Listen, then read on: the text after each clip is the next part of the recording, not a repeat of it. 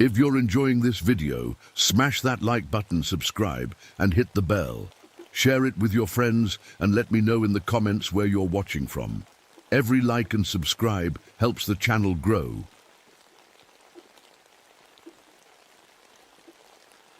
The cold hit my face like tiny needles as I paddled across Snowbank Lake.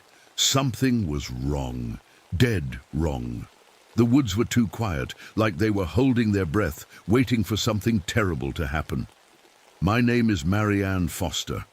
I'm a park ranger in the Boundary Waters, and I've seen just about everything these woods can throw at a person. At least that's what I thought until today. I dipped my paddle into the glass-like water, sending ripples across the perfect reflection of pine trees. The sun was already sinking, painting long shadows across the snow. In a few hours, it would be dark, and in these parts, winter darkness is something to fear. The first snowflakes started falling, big, fat ones that landed on my eyelashes. I blinked them away and looked toward shore. That's when I saw them, tracks in the snow. They looked like deer prints, but wrong somehow, too deep. And the distance between them, nothing natural moves like that.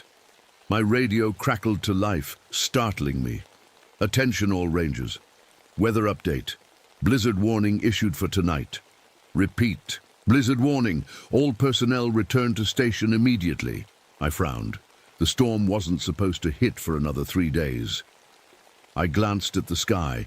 The clouds were gathering faster than they should. Much faster. Something else bothered me. The woods were silent. No birds singing, no squirrels chattering. It was like every animal had packed up and left. In my 8 years as a ranger, I'd never seen the forest so empty. The wind shifted and a smell hit me, sweet but rotten, like meat gone bad mixed with pine sap. My stomach turned.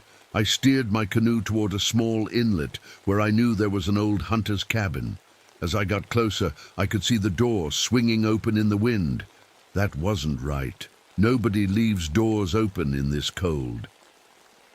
By the time I pulled my canoe onto shore, the gentle snowfall had turned angry. The wind howled, driving snow sideways. The temperature dropped so fast I could feel it, 20 degrees in minutes. This wasn't natural. I trudged through deepening snow to the cabin and pushed the door fully open. Inside, plates of food sat on the table, frozen solid and half-eaten, like someone had been in the middle of dinner and just vanished. I pulled out my compass to check my bearings. The needle spun wildly, rotating in complete circles instead of pointing north. A chill that had nothing to do with the temperature ran down my spine. Darkness was falling fast, and I was lost with a useless compass as the worst storm I'd ever seen closed in around me, and something about those tracks in the snow kept nagging at me. Something familiar that I couldn't quite place. Something that reminded me of my brother. I huddled in the cabin as the wind screamed outside. My hand went to my chest pocket, feeling the small lump there. My silver Olympic medal. I keep it wrapped in cloth, always close to my heart.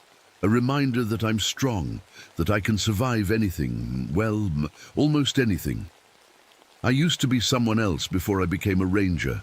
Marianne Foster, Olympic biathlete. Cross-country skiing and shooting were my life. Second place in the Winter Games 15 years ago. Then my right knee gave out during training. Just like that, my career was over. The medal caught the dim light as I unwrapped it. Sometimes, when things get scary out here, touching it helps me remember who I am. I put another log in the small stove and thought about my brother Tommy. He died in these same woods when I was 23. We grew up camping and hunting here, but that winter day he went out alone. They never found his body, just his boots, set neatly by the edge of a frozen lake, like he'd stepped out of them and walked away. A sharp crack from outside made me jump, probably just a tree branch breaking under the weight of snow, but still, I checked that my rifle was loaded. I'm good at staying alive in winter. It's what I do. I know how to build shelters in minutes, how to read the sky and feel weather changes. Coming 7 winters I've been stationed here, and I've never lost anyone on my watch until last month. A family of 4 found frozen in their tent. They had all the right gear. They knew what they were doing. But when we found them, their bodies were twisted in strange ways, like they were trying to... I don't want to think about it. The local Ojibwe elders started talking then, about winter, hunger spirits, old stories I used to laugh at. I'm not laughing anymore. Wind rattled the cabin windows, and I thought about David, my friend, my fellow ranger, missing for a week now. I was the one who suggested he patrol the north section. It's beautiful this time of year, I told him. Those might be the last words I ever said to him. My boss told me to stop looking. He's gone, Marianne. The storm got him. But I couldn't accept that. That's why I was out here today, off my assigned route.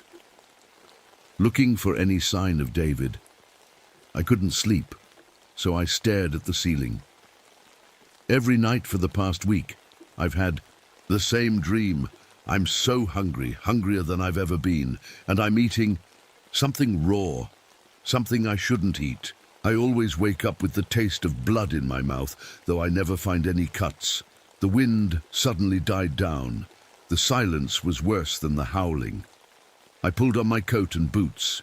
The storm had paused, which meant I had a chance to get my bearings before it started up again. I stepped outside into knee-deep snow. The moon peeked through racing clouds, turning everything silver and strange. Tomorrow, I'd try to find my way back to the station. But first, in this brief calm, I needed to look for David one more time. I didn't know then that I should have stayed inside, that some things in the winter woods are worse than any storm. The flashlight beam cut through the darkness as I trudged through the snow. The storm had taken a breath, but I could feel it gathering strength again. I had maybe an hour before it hit full force. That's when I saw them, David's snowshoes. They were standing straight up in the ice, like he'd been walking and just disappeared, like he'd been plucked right out of them. My heart hammered in my chest. This wasn't right. People don't vanish like that. I bent down to examine the snowshoes, when I noticed something else. Small drops of blood in the snow, fresh blood. It should have frozen solid in this cold, but steam rose from each red drop. I followed the trail with my flashlight. The blood drops led deeper into the trees. The wind picked up again, driving snow into my face. The thermometer on my watch read 40 below zero. Dangerous cold, the kind that freezes skin in minutes. I should have turned back. Anyone with sense would have, but then my radio crackled. So hungry. The voice was weak, breaking up. David's voice. Something's following. Please help. David! I shouted into the radio. Where are you? Can you hear me? Nothing but static answered. I kept following the blood drops, moving deeper into the forest. The trees grew thicker here, blocking what little moonlight broke through the clouds. That's when the smell hit me. Roasting meat. My stomach growled painfully. I hadn't eaten since morning, and suddenly I was starving. I could almost see it. A feast laid out between the trees. But I blinked, and it was gone. Just snow and darkness. I reached for my pack, for the beef jerky I always carry. But when I pulled it out, it was crawling with tiny white worms. I dropped it with a yelp. My water bottles were next, filled with black liquid that definitely wasn't water anymore. Something was very wrong in these woods. I turned to go back, to follow my own tracks to safety. That's when I noticed them changing. The footprints I'd made just minutes before were transforming, stretching, deepening, turning into something like hoofprints, as if something was walking exactly where I had walked, following me. The storm came back with a scream. The snow didn't fall naturally. It swirled in patterns, in spirals that seemed to watch me, herding me, pushing me further into the trees. The wind made the pines creak and groan. But it wasn't just the wind. The sounds were too much like voices, like moaning. Whenever I thought about turning around, the moaning got louder. I checked my watch. I'd been walking for hours, but I wasn't tired. I wasn't even cold anymore, just hungry. So hungry. I'd never felt hunger like this. a gnawing, clawing thing inside me. I'd eaten all my emergency rations, but it didn't help. Nothing helped. The hunger just grew, like something living inside me. The trees thinned ahead, opening into a small clearing, and that's when I saw it for the first time. Just a glimpse through the swirling snow. A figure, tall and thin, so thin, like a person, who hadn't eaten in months. But the head wasn't human at all. It had the skull of a deer, antlers reaching toward the dark sky, and it was watching me. I froze. The thing standing between the trees shouldn't exist. It couldn't exist. But there it was. Its body looked human-like, but wrong. Skin stretched too tight over bones, ribs poking through like it was starving to death. But its head was the skull of a deer, antlers branching up toward the night sky. It didn't move at first, just watched me with empty eye sockets that somehow still saw everything. When it breathed out, the steam from its breath didn't just float away. It formed shapes in the air, letters, words, my name. Marianne, then another name. Tommy, my brother's name. And then, over and over, hunger, hunger, hunger. I blinked and it was gone. I spun around, heart pounding. Nothing but trees and snow. Then movement caught my eye, something running on all fours between distant pines. Fast, too fast. It stopped and stood upright, swaying gently as it watched me from a different spot. The hunger in my stomach twisted painfully. I doubled over, feeling like I hadn't eaten in weeks. When I straightened up, I saw what it had left for me. A dead rabbit in the snow, but not just dead, half-eaten, its insides spilling out. The worst part, my mouth watered at the sight. I was so hungry that for a split second I actually considered, no, this thing was playing with me, trying to make me like it. I raised my rifle, finally finding my courage. But the moment I aimed at the creature, frost formed on the barrel. The metal cracked with a sound like a gunshot, making me drop it in surprise. Marianne, help me. The voice came from behind me, my brother's voice, exactly as I remembered it. I'm lost, Marianne. I'm so cold. Please find me. I knew it wasn't really Tommy. Tommy had been gone for 15 years. This thing was using his voice, trying to trick me. I stumbled backward, away from the voice, and nearly tripped over something in the snow, a hand. Reaching up from a snowdrift, I dug frantically, uncovering a body. David. My friend was still alive, but changed. His arms and legs were longer than they should be, stretching his ranger uniform. His fingers had grown into curved claws. His eyes were sunken deep in his face, but they recognized me. Marianne, he whispered. His voice was weak but human. Run. You have to run. David, what happened to you? I'm going to get you out of here. He shook his head, eyes wide with fear. It's too late for me. I was starving. The storm. It brought me food, made me eat. Things I shouldn't have. I noticed now that his teeth had sharpened to points. It's changing me, he said. The Wendigo. That's what it is. The Ojibwe were right. I'm not leaving you, I said, trying to help him up. Listen. His voice was suddenly stronger. It controls the storm. It makes you hungry. Then it makes you eat, and you become like it. As if in answer, the blizzard around us intensified. Ice crystals sliced through the air like tiny knives, cutting my exposed skin. It wants you, David said. It's been watching you since your brother, since Tommy became... He never finished the sentence. The Wendigo appeared behind him, moving so fast it was almost a blur. It reached for us with long, bony fingers. I turned to run, but there was nowhere to go. The storm had us surrounded, a wall of white in every direction, and the hunger inside me was growing stronger by the second. I backed away from the Wendigo and David, my feet crunching on ice. Too late, I realized I'd stepped onto the frozen lake. A sharp crack split the air. The ice gave way beneath me. I plunged into water so cold, it felt like fire. My heavy winter clothes dragged me down as I fought to find the hole I'd fallen through. Everything was dark. My lungs screamed for air. My hand broke the surface, clutching at the edge of the ice. I pulled myself up, gasping and shivering. The Wendigo stood watching from the shore, not moving, just waiting. Waiting for the cold to do its work. Waiting for me to become too weak to fight. David suddenly appeared beside the creature. His transformation had progressed. His neck longer. His back hunched, but his eyes were still his own. "Run, Marianne," he shouted. Then he did something I'll never forget. He threw himself at the Wendigo, tackling the monster with his changing body. "Go!" he screamed as they tumbled into the snow. I crawled across the ice, my clothes already freezing solid. I had to get to shore, had to find shelter, or I'd die in minutes. As I struggled to my feet, I saw something horrible. The Wendigo had David in its grasp, but David wasn't fighting anymore. He was sinking into the creature.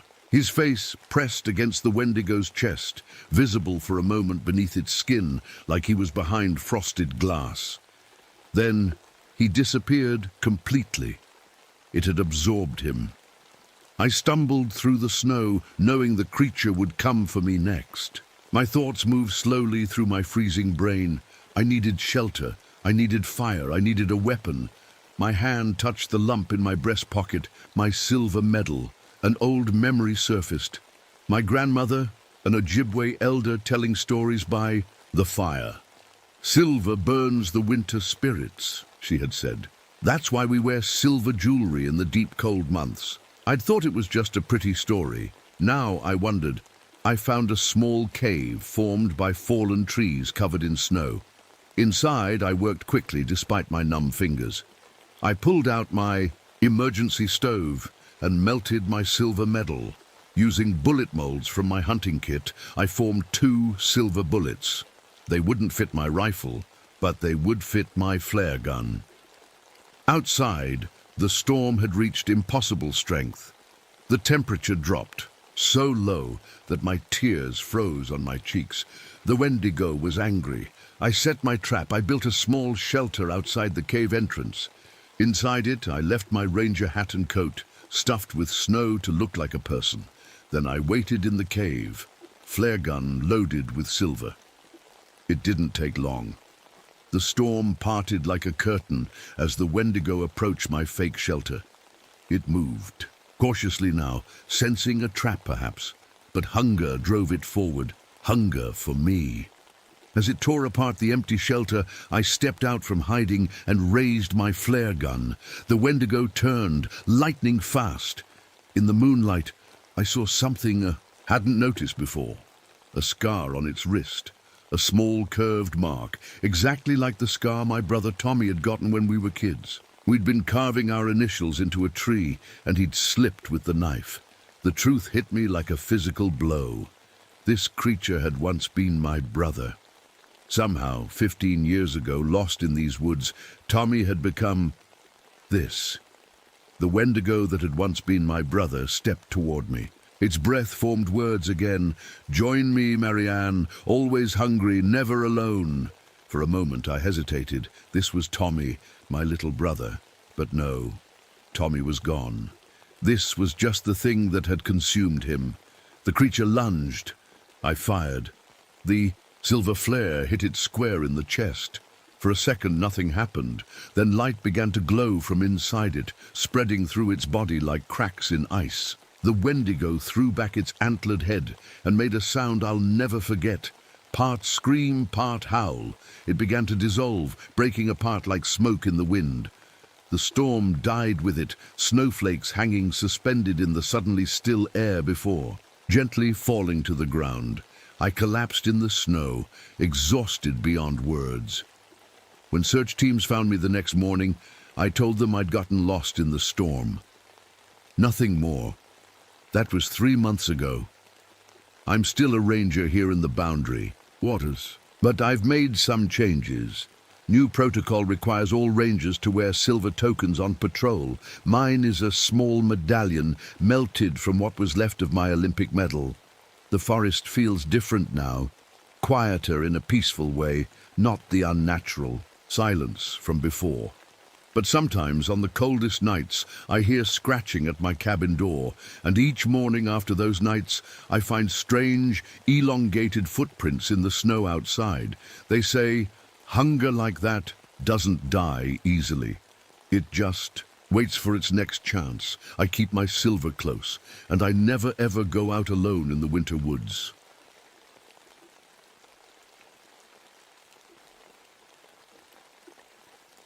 I wasn't alone in the ancient cliff dwellings. I knew it the moment the ravens started talking. My name is Denise Rodriguez. I'm a park ranger at Mesa Verde National Park in Colorado, and I've spent 20 years studying the homes carved into these canyon walls by the ancestral Puebloan people. But in all those years, I've never felt what I felt that evening as the sun painted the sandstone cliffs a deep, burning orange. The ravens came first. Usually they keep their distance, but that day they circled so close I could see their eyes, watching me. Their calls bounced off the canyon walls, and I swear it sounded like they were saying my name. Denise, Denise. Just thinking about it now makes the hair on my arms stand up. I was taking photos in one of the restricted ruins, an area we keep locked up to protect it from tourists. The air around me suddenly went from warm to freezing cold in seconds, then back to warm again. My breath made clouds in front of my face, then disappeared just as quickly. That's not normal, even for desert weather. As I walked across the dusty floor, something caught my eye. Footprints that weren't mine, fresh ones, in an area nobody had permission to enter except me. I checked my keys. The gates were definitely locked when I arrived. "Hello," I called out. "This area is restricted." No answer, just the ravens echoing my voice back to me. I knelt down near a wall with ancient handprints preserved in clay. I'd photographed them just yesterday for our records. But something was wrong. Several prints were now smudged, as if someone had pressed their own hand against the 1,000-year-old marks. I lifted my camera to take comparison photos, pointing it at the wall where ancient artists had painted tall figures with animal heads. The strange figures had always given me chills. They looked like people wearing animal skulls, their bodies too long and thin to be human. Click! My camera screen went black. What the... I checked the battery.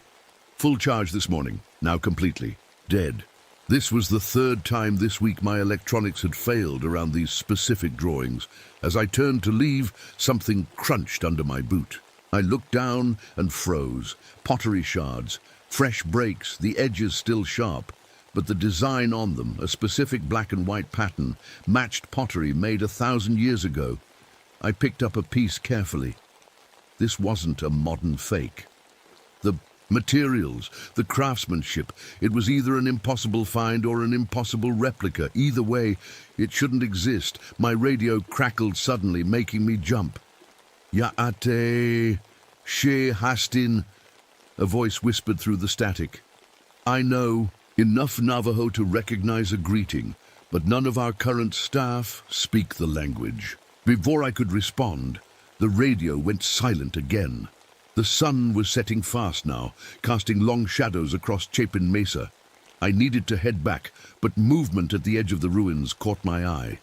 Coyotes, at least 6 of them standing in a perfect circle on the ridge. They weren't running or hunting, they were just watching.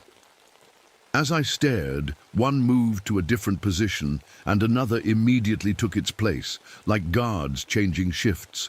The wind picked up, whistling through the rock formations. But winds don't whisper names. Denise, Denise. I hadn't told anyone I was coming here today. I hadn't led any tours or introduced myself to visitors. Nobody here should know my name. That's when I knew for certain, whatever walked these ruins after dark, it wasn't human. And now it knew who I was. I hurried back to my office as the last bit of daylight faded from the sky. My flashlight beam bounced along the trail, making the shadows dance in ways that seemed almost purposeful. I kept looking over my shoulder.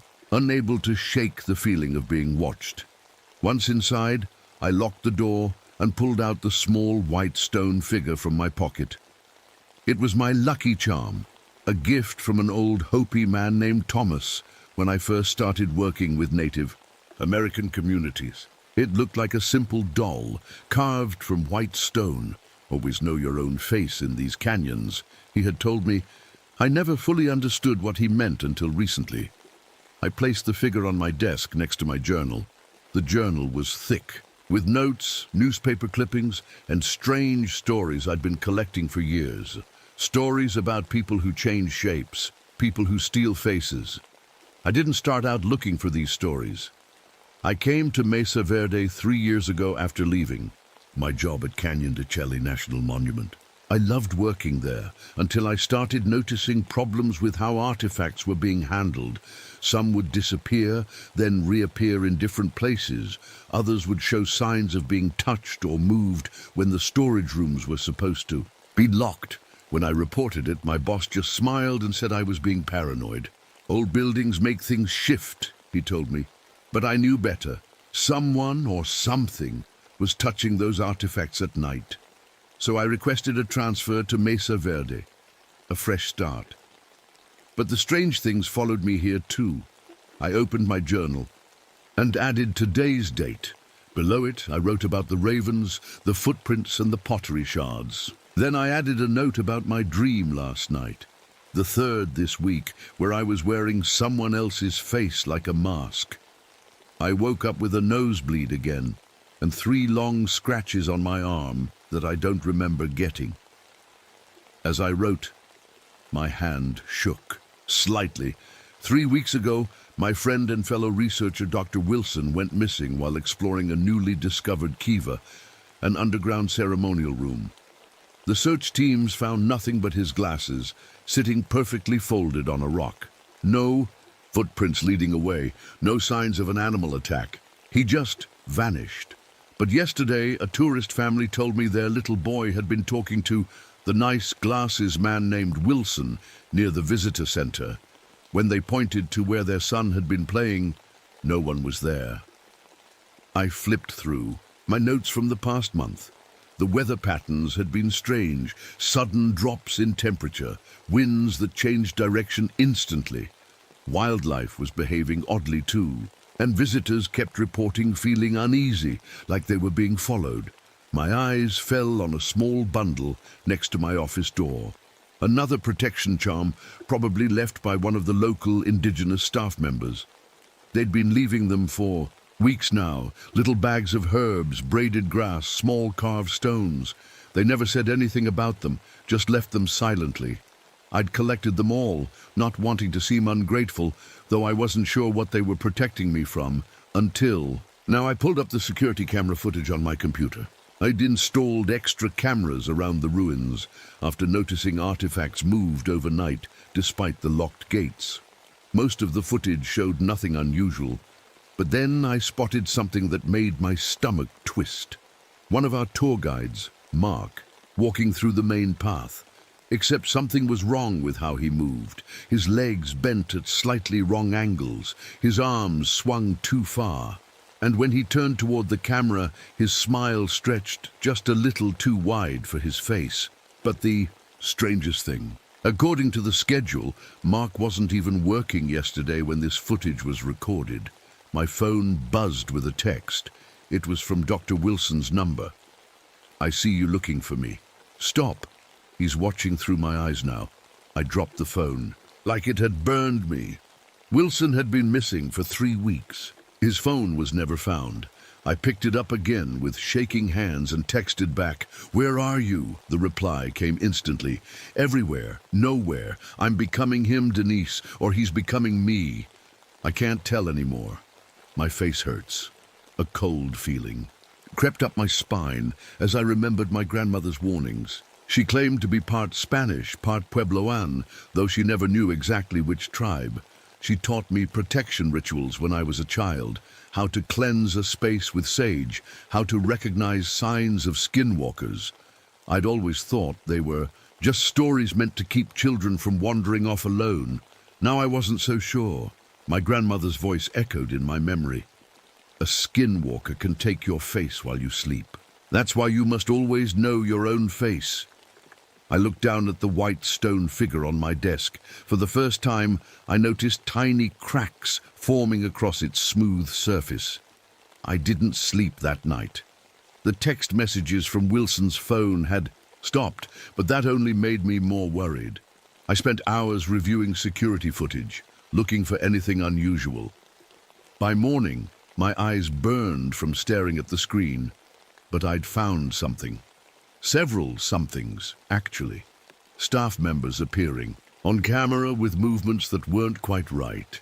Visitors who seemed to be in two places at once. And worst of all, shadows moving without people to cast them. I splashed cold water on my face in the bathroom and froze. My reflection looked wrong. When I tilted my head, my reflection followed a split second too late. When I frowned, it smiled just for a moment before matching my expression. "Get it together, Denise," I whispered to myself. "You're just tired." But as I turned away, I swear my reflection stayed facing forward, watching me go. I grabbed my keys and radio and headed out. The morning sun felt good on my skin, warm and real and normal. Maybe I was just exhausted and seeing things. Maybe there was a simple explanation for everything, that hope died when I reached the newly discovered storage room we'd unsealed last week. The room had been untouched for centuries, sealed with clay and stone by the ancient Puebloans. Inside, we'd found perfectly preserved baskets and pottery. We'd carefully documented everything and sealed the entrance with modern locks until the preservation team could arrive next week. But now the lock was broken, the door slightly ajar. "Hello?" I called, shining my flashlight inside. "Is anyone in there?" No answer. I pushed the door open wider and stepped in. The dust on the floor told the story. Footprints, human at first, then changing every few steps. Some looked like coyote prints, others like bird talons, and some I couldn't identify at all. They crisscrossed the room, stopping at each artifact. Several baskets were moved. A clay pot was turned upside down. And on the back wall, something new had been drawn in what looked like red clay. A crude stick figure with too many limbs and a blank circle for a face. My radio crackled. "Denise, you there?" It was Miguel from the visitor center. "I'm here," I replied, my voice shaking slightly. "There's a family here insisting their daughter talked to Dr. Wilson yesterday afternoon. Says he was acting weird and wanted to see her face up close. Thought you'd want to know." My heart pounded. What did they say he looked like? Tall man, glasses, gray beard. That's Wilson, all right, except what, Miguel? They said his eyes were yellow, and he walked funny, like he wasn't used to his own legs. I thanked him and signed off, trying to stay calm. This was the second report of Wilson being seen. First the boy, now this girl. But Wilson had been missing for weeks. As I closed the storage room door, a group of deer emerged from the trees nearby. At first, I thought nothing of it. Wildlife is common here. But they walked right up to me, showing no fear, their eyes fixed on me as they formed a half circle, blocking my path back to the main trail. "Shoo!" I waved my arms, but they didn't move. One of them made a sound, not a deer sound, more like someone trying to speak through an animal's throat. I backed away, slowly, and took the long way around, my heart racing the whole time. When I glanced back, the deer were still watching me, their heads turning in unison to track my movement. Back at the visitor center, I noticed the staff acting strangely. Miguel, who normally couldn't stop talking, was completely silent, staring out the window. Lisa, our security guard, who had been vegetarian for 20 years, was eating beef jerky at her desk. When I asked her about it, she just smiled and said, "People change." Later that afternoon, I snuck into the archives, searching for any record of similar occurrences in the park's history. I found a box of old photographs from the 1950s, mostly boring shots of staff and tourists. Then I saw it. A family photo from 1957 standing in front of the cliff dwellings, and in the background, barely noticeable unless you were looking for it, a man in modern clothes. The exact same clothes the tourist in the lobby was wearing right now. My hands shook as I pulled out the alabaster figure from my pocket. The tiny cracks I'd noticed yesterday had grown larger. As I held it, the figure suddenly split open with a soft crack. Inside was another identical figure, smaller but perfect in every detail. A knock at the door made me jump. "Ranger Rodriguez?" It was Mark's voice, the tour guide from the strange security footage. "Are you in there? I need to talk to you about Dr. Wilson. I saw him last night." Something in his voice was wrong, flat, like someone reading words they didn't understand. "Just a minute," I called, quickly pocketing both pieces of the figure. I looked around for another exit, but there was only the one door. "He told me to find you," Mark continued. "He said you have something that belongs to him, something about faces." The doorknob turned slowly. "He's very interested in your face. Denise, he says it's perfect." I grabbed a letter opener from the desk, a poor weapon but better than nothing, and stood to the side of the door as it swung open. Mark stepped in, but he moved all wrong, like a puppet with loose strings. His head turned in a complete circle as he searched the room, finally spotting me against the wall. "There you are," he said with a smile that stretched too wide. "Dr. Wilson is waiting. We're all waiting. Don't you want to join us? Don't you want to give your face to the collection?" Behind him, through the window, I saw more staff members approaching, all walking with that same wrong gait, all wearing the same wrong smile. I ducked under Mark's reaching arms and ran for the door, pushing past him as he tried to grab me. His hands felt cold and dry, like old paper. "Denise!" he called after me, but I didn't stop. I sprinted through the visitor center, past tourists and staff who all turned to watch me with the same blank expression. Outside, I jumped into my park ranger truck and locked the doors. My hands shook as I started the engine. Where could I go? Who could I trust? I needed time to think. I drove to a remote area of the park I knew well, an overlook few tourists visited. As I parked and stepped out, the evening light cast long shadows across the canyon. I took a few deep breaths, trying to calm my racing heart. Movement caught my eye, just at the edge of my vision. When I turned to look, nothing was there. But every time I looked away, I could see something shifting in the corner of my eye, a tall, thin shape that moved like nothing I'd ever seen before, jerky and fast, like a bug skittering across the ground. "I know you're there," I said, my voice steadier than I felt. "What do you want?" A familiar voice answered from behind me. "I want to talk, Denise. That's all." I spun around. Dr. Wilson stood there, looking exactly as I remembered him. Tall, grey beard, glasses, but something was wrong. His smile was too wide, his eyes blinked too slowly, and his skin, it looked almost like a mask stretched over something else. "Wilson?" My voice was barely a whisper, in a manner of speaking. He tilted his head at an impossible angle. "I borrowed this face. Do you like it?" As he spoke, I noticed his expressions didn't match his words. When he smiled, his eyes showed fear. When he laughed, his forehead wrinkled with pain. "What are you?" I asked, backing away slowly. "I am very old," not Wilson said. "I was here before the cliff dwellers, before the Spanish. I have had many names." He stepped forward, matching my retreat.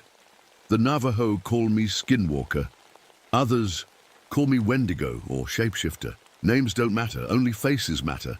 As he spoke, a breeze picked up and I watched in horror as a small piece of skin at his neck peeled away like paper, revealing darkness underneath.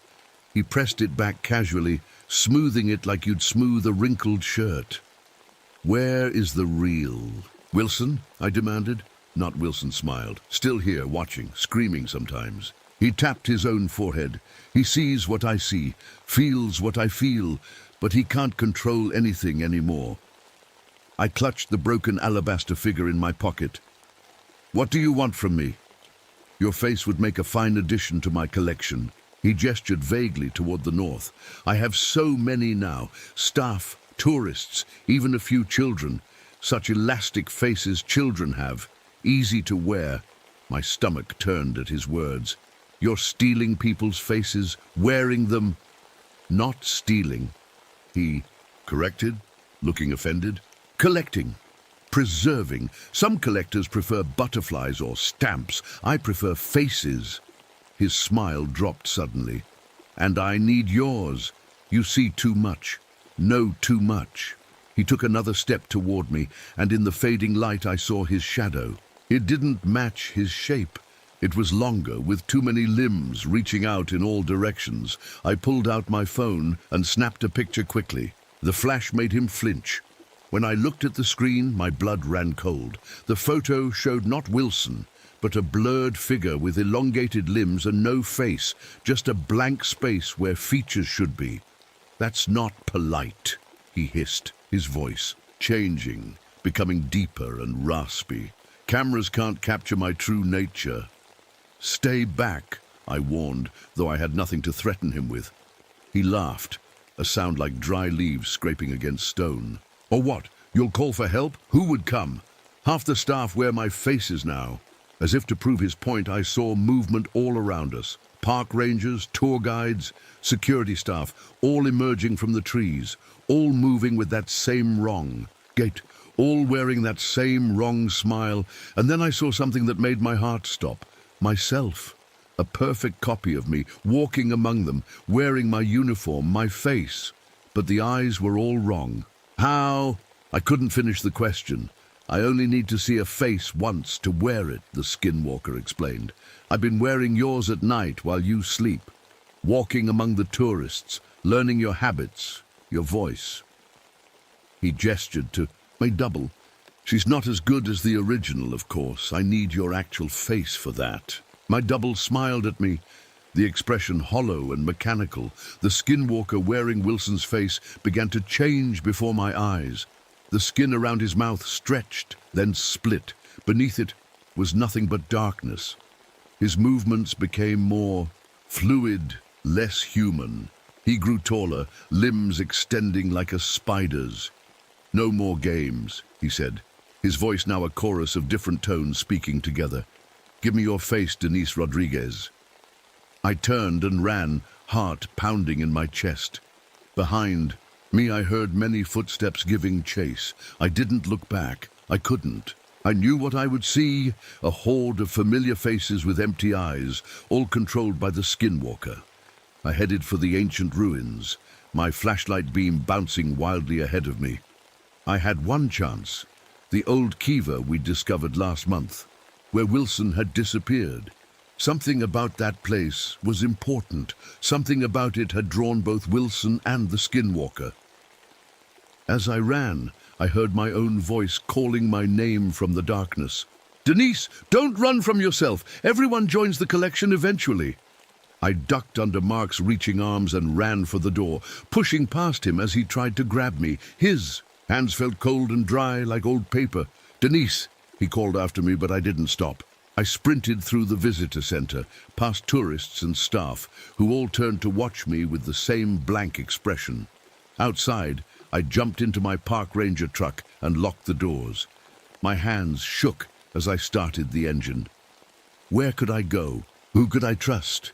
I needed time to think. I drove to a remote area of the park I knew well, an overlook few tourists visited. As I parked and stepped out, the evening light cast long shadows across the canyon. I took a few deep breaths, trying to calm my racing heart. Movement caught my eye, just at the edge of my vision. When I turned to look, nothing was there. But every time I looked away, I could see something shifting in the corner of my eye. A tall, thin shape that moved like nothing I'd ever seen before, jerky and fast, like a bug skittering across the ground. "I know you're there," I said, my voice steadier than I felt. "What do you want?" A familiar voice answered from behind me. "I want to talk, Denise. That's all." I spun around. Dr. Wilson stood there looking exactly as I remembered him. Tall, grey beard, glasses. But something was wrong. His smile was too wide, his eyes blinked too slowly, and his skin, it looked almost like a mask stretched over something else. Wilson? My voice was barely a whisper, in a manner of speaking. He tilted his head at an impossible angle. I borrowed this face. Do you like it? As he spoke, I noticed his expressions didn't match his words. When he smiled, his eyes showed fear. When he laughed, his forehead wrinkled with pain. What are you? I asked, backing away slowly. I am very old, Not Wilson said. I was here before the cliff dwellers, before the Spanish. I have had many names. He stepped forward, matching my retreat. The Navajo call me Skinwalker. Others call me Wendigo or Shapeshifter. Names don't matter, only faces matter. As he spoke, a breeze picked up, and I watched in horror as a small piece of skin at his neck peeled away like paper, revealing darkness underneath. He pressed it back casually, smoothing it like you'd smooth a wrinkled shirt. Where is the real? Wilson, I demanded. Not Wilson smiled. Still here, watching, screaming sometimes. He tapped his own forehead. He sees what I see, feels what I feel, but he can't control anything anymore. I clutched the broken alabaster figure in my pocket. What do you want from me? Your face would make a fine addition to my collection. He gestured vaguely toward the north. I have so many now, staff, tourists, even a few children. Such elastic faces children have, easy to wear. My stomach turned at his words. You're stealing people's faces? Wearing them? Not stealing, he erected, looking offended. Collecting, preserving. Some collectors prefer butterflies or stamps. I prefer faces. His smile dropped suddenly. And I need yours. You see too much. Know too much. He took another step toward me, and in the fading light I saw his shadow. It didn't match his shape. It was longer, with too many limbs reaching out in all directions. I pulled out my phone and snapped a picture quickly. The flash made him flinch. When I looked at the screen, my blood ran cold. The photo showed not Wilson, but a blurred figure with elongated limbs and no face, just a blank space where features should be. That's not polite, he hissed, his voice changing, becoming deeper and raspy. Cameras can't capture my true nature. Stay back, I warned, though I had nothing to threaten him with. He laughed, a sound like dry leaves scraping against stone.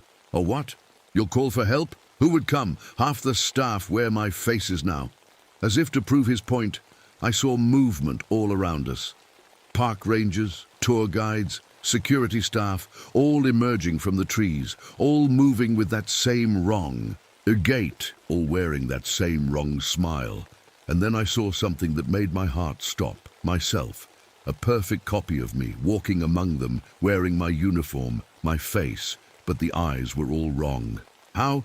I couldn't finish the question. I only need to see a face once to wear it, the Skinwalker explained. I've been wearing yours at night while you sleep, walking among the tourists, learning your habits, your voice. He gestured to my double. She's not as good as the original, of course. I need your actual face for that. My double smiled at me, the expression hollow and mechanical. The Skinwalker wearing Wilson's face began to change before my eyes. The skin around his mouth stretched, then split. Beneath it was nothing but darkness. His movements became more fluid, less human. He grew taller, limbs extending like a spider's. No more games, he said, his voice now a chorus of different tones speaking together. Give me your face, Denise Rodriguez. I turned and ran, heart pounding in my chest. Behind me, I heard many footsteps giving chase. I didn't look back, I couldn't. I knew what I would see, a horde of familiar faces with empty eyes, all controlled by the Skinwalker. I headed for the ancient ruins, my flashlight beam bouncing wildly ahead of me. I had one chance, the old kiva we'd discovered last month, where Wilson had disappeared. Something about that place was important. Something about it had drawn both Wilson and the Skinwalker. As I ran, I heard my own voice calling my name from the darkness. Denise, don't run from yourself. Everyone joins. The collection eventually.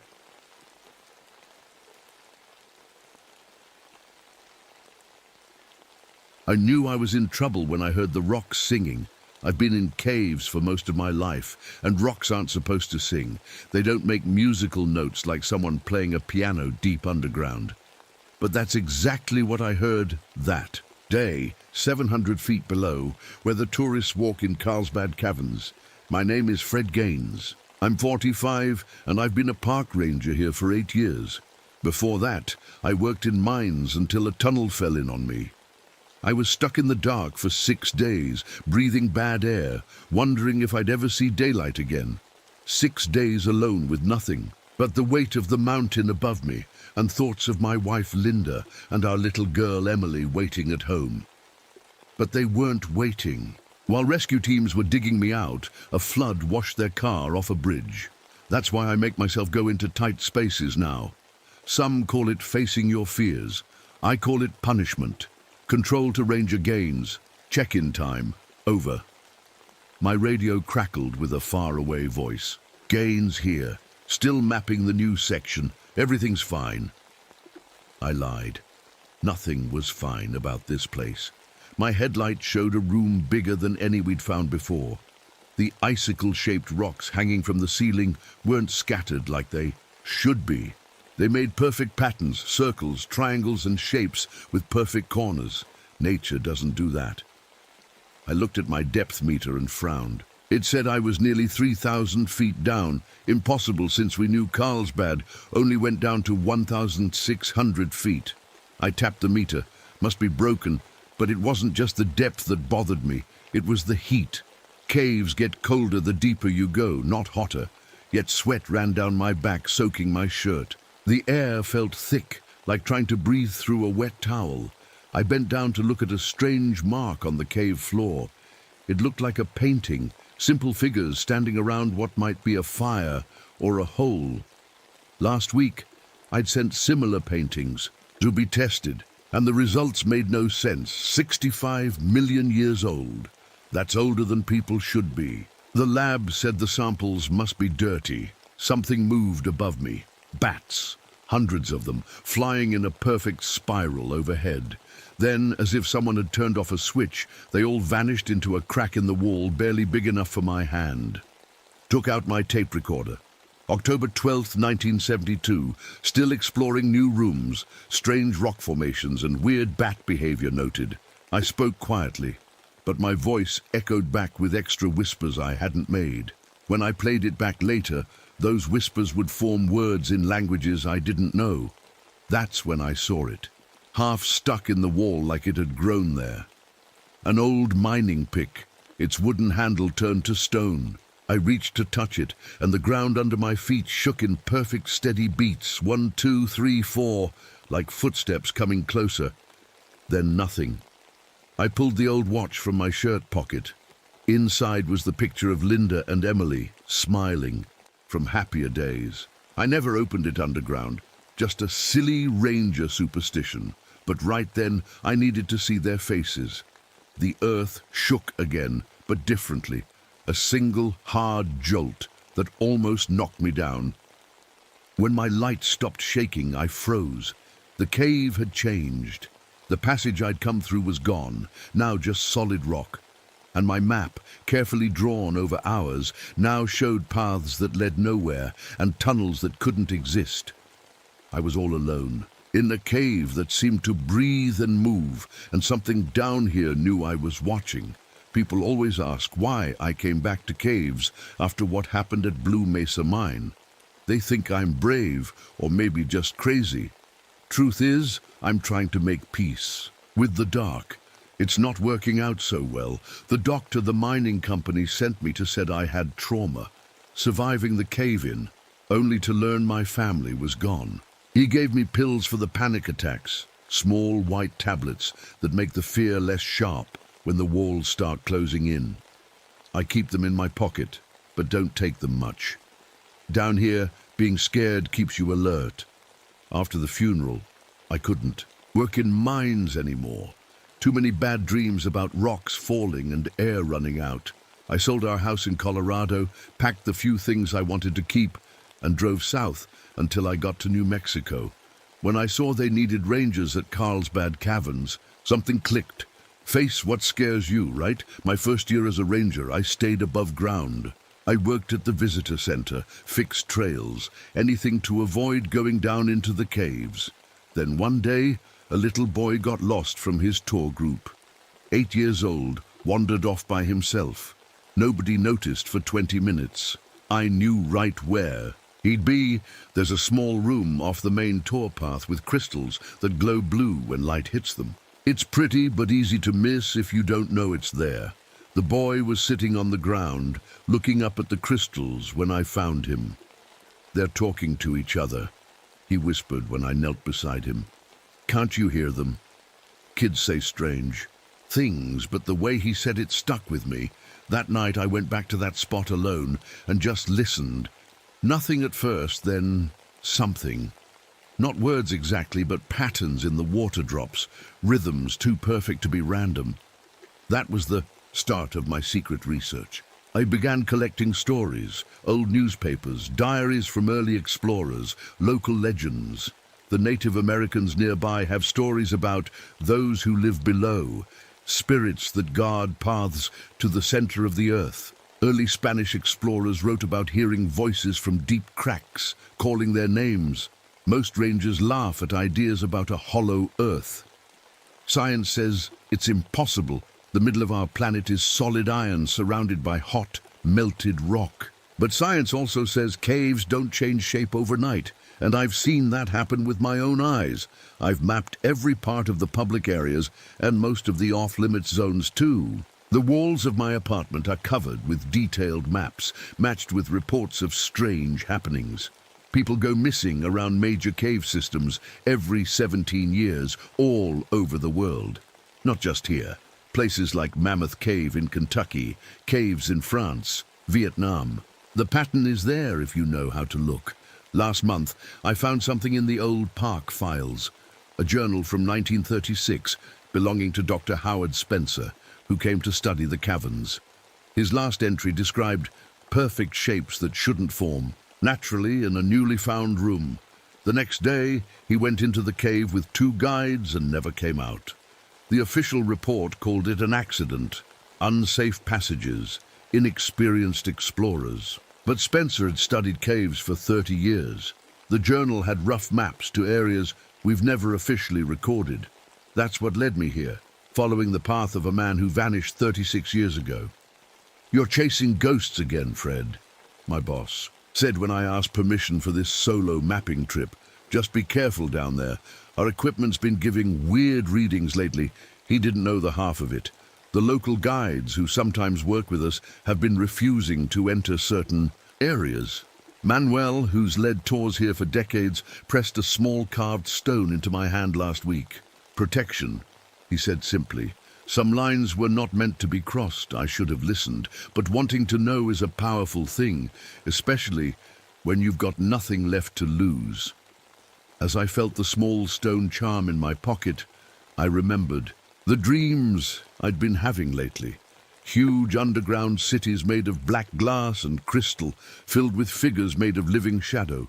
In the dreams, they always show me something. A map of tunnels that don't exist on any official survey, except now I was standing in one of those tunnels, and according to my broken depth meter, I was still going down. I've always trusted my tools. In mining and caving, good tools can save your life. So when my compass started spinning in circles, I knew something was really wrong. I'd been exploring the new rooms for 3 days, making a camp in a dry cave I called Base Alpha. Each morning, if you can call it morning when there's no sun, I'd go deeper, drawing my map as I went, always leaving marker tape to find my way back. On the second day, I noticed the first real problem. A big rock spike near my camp had moved. Not fallen or broken, moved. 3 feet to the left of where it had been when I set up my tent. I checked my notes and pictures twice to be sure. The rock was shaped like a twisted horn, and I'd marked its spot as a way to find my camp. "You're getting mixed up," I told myself. "It happens underground." But I didn't believe it. By the third day, I couldn't ignore it anymore. My depth readings jumped all over the place, showing 2,000 feet 1 minute and 5,000 the next. The temperature went up and down with no pattern. Sometimes I'd shiver in sudden cold, my breath making clouds, then sweat would pour down my face minutes later in awful heat. Control to Gaines. Daily check-in over. The radio crackled more than usual, the voice barely there through the static. "Gaines here. All good. Making progress on the map." Another lie. I should have told them about the weird stuff, asked for help. But they'd pull me out if they knew what was happening, and I needed answers. "Can barely hear you, Gaines. Signal's breaking up. Next check-in, 4 o'clock, control out." The radio died after that. I tried many times to make contact, changing channels, checking batteries, nothing. Then exactly 17 minutes later it came back to life, clear as a bell, but only playing empty noise. 17 minutes. The same pattern I'd found with the missing people. I kept going, following a narrow path that went steadily down. My light caught something shiny on the cave wall. Claw marks. Fresh ones, deep enough to cut solid rock. Whatever made them had to be huge, and the lines were too perfect, too evenly spaced to be from any animal. The path opened into another room, and my light showed something that made my blood run cold. Footprints in the fine dust covering the floor. They looked almost human, except each print had 7 toes. They led straight to a solid rock wall and just stopped. I walked up to the wall carefully. The stone looked different here, darker, almost like metal. I pressed my hand against it and pulled back right away. The surface was warm and seemed to give a little under pressure, like skin.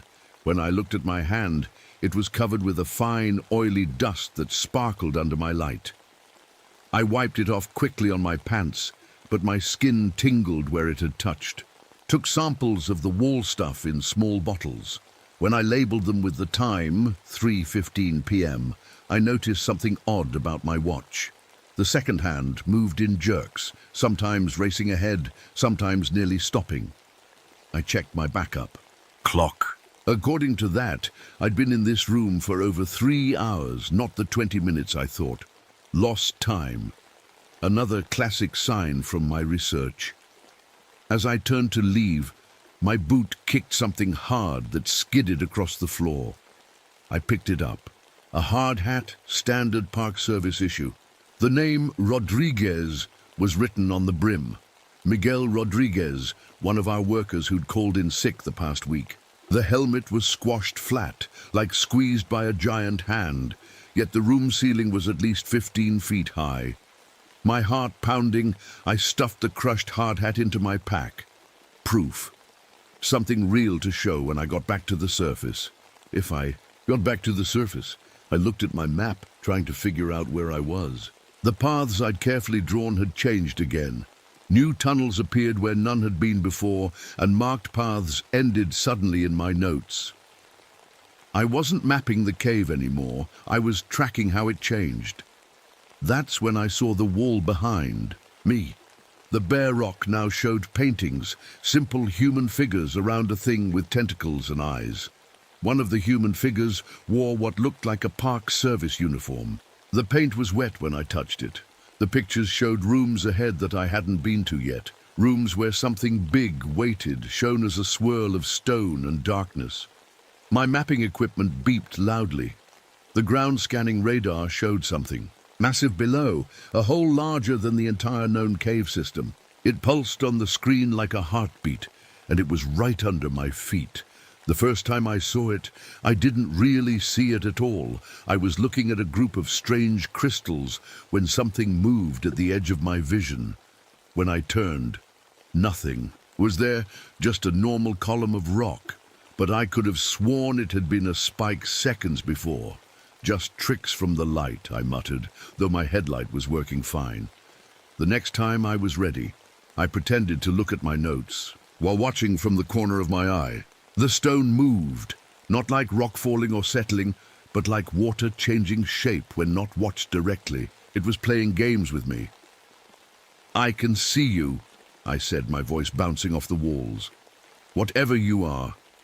The answer came not in words, but in shaking. The hanging rocks above began to hum, making tones that overlapped into something almost like speech. Deep, hollow sounds that I felt in my chest more than heard with my ears. Then it showed itself. From the wall stepped a figure about 7 feet tall. It looked like a person made entirely of swirling stone and crystal, its surface always moving, and flowing like sand in an hourglass. Where a face should be, it had only a smooth, blank surface that occasionally rippled to form crude features. An eye here, the suggestion of a mouth there. I'd found the pit dweller, or more accurately, it had found me. I stood frozen, unable to run. My years of research suddenly made flesh, or stone, before me. My hand crept toward the revolver at my hip, but I knew instinctively it would be useless. The entity moved, with impossible fluidity, stopping about 10 feet away. It raised what might have been an arm, pointing to the wall beside me. Before my eyes, the solid rock flowed like water, forming shapes and symbols, complex mathematical equations that hurt my brain to look at directly. "What are you trying to tell me?" I whispered. In response, the cave wall opposite me became reflective, like a mirror made of polished obsidian. In it, I saw not my reflection, but images of a vast underground civilization. Cities carved into enormous caverns, structures that defied physics, and beings like my visitor moving among them. The images shifted rapidly, showing me glimpses of what seemed like history. The formation of the earth, the rise and fall of surface civilizations, all observed from below. Blood dripped from my nose, and a sharp pain lanced through my head. The images were too much, too alien for my mind to process. The pit dweller moved closer, its form continuously restructuring. It reached toward my pack, and I felt rather than saw it, examining the crushed hard hat I'd found. A series of vibrations shook the chamber, stalactites responding with tones that almost formed words. Collection. From the ground around us, the cave floor itself began to rise, forming human-shaped figures made of perfectly arranged minerals. They moved jerkily like puppets before freezing in place and hardening into statues. One of them looked disturbingly like Miguel Rodriguez. The entity was showing me what it could do, what it had done. Suddenly, the passage behind me sealed itself, stone flowing like molasses to block my exit. The walls of the chamber began to shift and change, rearranging into a complex labyrinth. The pit dweller was testing me, or playing with me. My breathing quickened as claustrophobia threatened to overwhelm me. The cave was changing faster now, passages opening and closing randomly. I was trapped in a maze that rewrote itself moment by moment.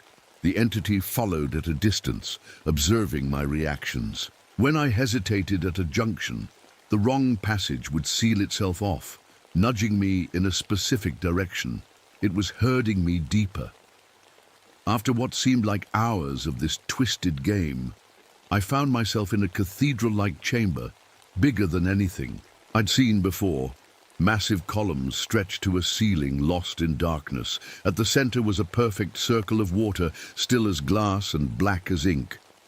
The pit dweller moved to the edge of the pool and gestured for me to look. When I did, I saw not my reflection but the night sky, stars and galaxies spinning in impossible clarity. Then the image shifted to show my office at the ranger station, my apartment, places I frequented on the surface. The entity had been watching me for a long time. The stalactites sang again, forming words in my mind. Youdifferent. Different from what? I asked. Othercollected. I understood then. I wasn't the first person it had lured down here, but something about me had caught its attention. Was it my research, my mapping, the fact that I kept coming Back despite the signs, the entity's form changed again, becoming more complex, developing features that mimicked my own. It was learning from me, adapting.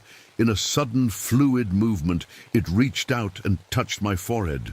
Pain exploded behind my eyes as information flooded my brain. Visions of a hollow earth, a world within our world, civilizations rising and falling in cycles spanning millions of years. I saw beings like the pit dweller evolving alongside, Earth's geology, becoming one with the stone itself, watching surface dwellers with detached curiosity. I saw what happened to the collected, preserved in mineral-rich solutions, studied, sometimes replicated, specimens in a vast underground museum. When the vision ended, I collapsed to my knees, gasping. The pit dweller stood over me, waiting for my reaction. "Why show me this?" I managed to ask. The answer resonated through the chamber. Y-O-U-S-E-E-K. It was right. All my life, especially since losing Linda and Emily, I'd been seeking answers, pushing into dangerous places, mapping the unknown. And here was the ultimate unknown, a non-human intelligence that predated mankind. The ground began to tremble again, but this time I recognized it wasn't footsteps or an earthquake. It was laughter, the entire cave system vibrating with amusement at the tiny human who thought he could understand its secrets. As darkness closed in around me, I realized the truth. I wasn't exploring the cave. The cave was exploring me. A face should be, it had only a smooth blank surface that occasionally rippled to form crude features. An eye here, the suggestion of a mouth there. I'd found the pit dweller, or more accurately, it had found me. I stood frozen, unable to run. My years of research suddenly made flesh, or stone, before me. My hand crept toward the revolver at my hip, but I knew instinctively it would be useless. The entity moved, with impossible fluidity, stopping about 10 feet away. It raised what might have been an arm, pointing to the wall beside me. Before my eyes, the solid rock flowed like water, forming shapes and symbols, complex mathematical equations that hurt my brain to look at directly.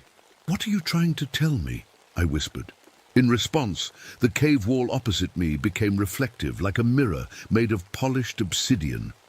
In it, I saw not my reflection, but images of a vast underground civilization. Cities carved into enormous caverns, structures that defied physics, and beings like my visitor moving among them. The images shifted rapidly, showing me glimpses of what seemed like history. The formation of the earth, the rise and fall of surface civilizations, all observed from below. Blood dripped from my nose, and a sharp pain lanced through my head. The images were too much, too alien for my mind to process. The pit dweller moved closer, its form continuously restructuring. It reached toward my pack, and I felt rather than saw it examining the crushed hard hat I'd found. A series of vibrations shook the chamber, stalactites responding with tones that almost formed words. C-O-L-L-E-C-T-I-O-N. From the ground around us, the cave floor itself began to rise, forming human-shaped figures made of perfectly arranged minerals. They moved jerkily, like puppets, before freezing in place and hardening into statues. One of them looked disturbingly like Miguel Rodriguez. The entity was showing me what it could do, what it had done. Suddenly, the passage behind me sealed itself, stone flowing like molasses to block my exit. The walls of the chamber began to shift and change, rearranging into a complex labyrinth. The pit dweller was testing me, or playing with me. My breathing quickened as claustrophobia threatened to overwhelm me. The cave was changing faster now, passages opening and closing randomly. I was trapped in a maze that rewrote itself moment by moment.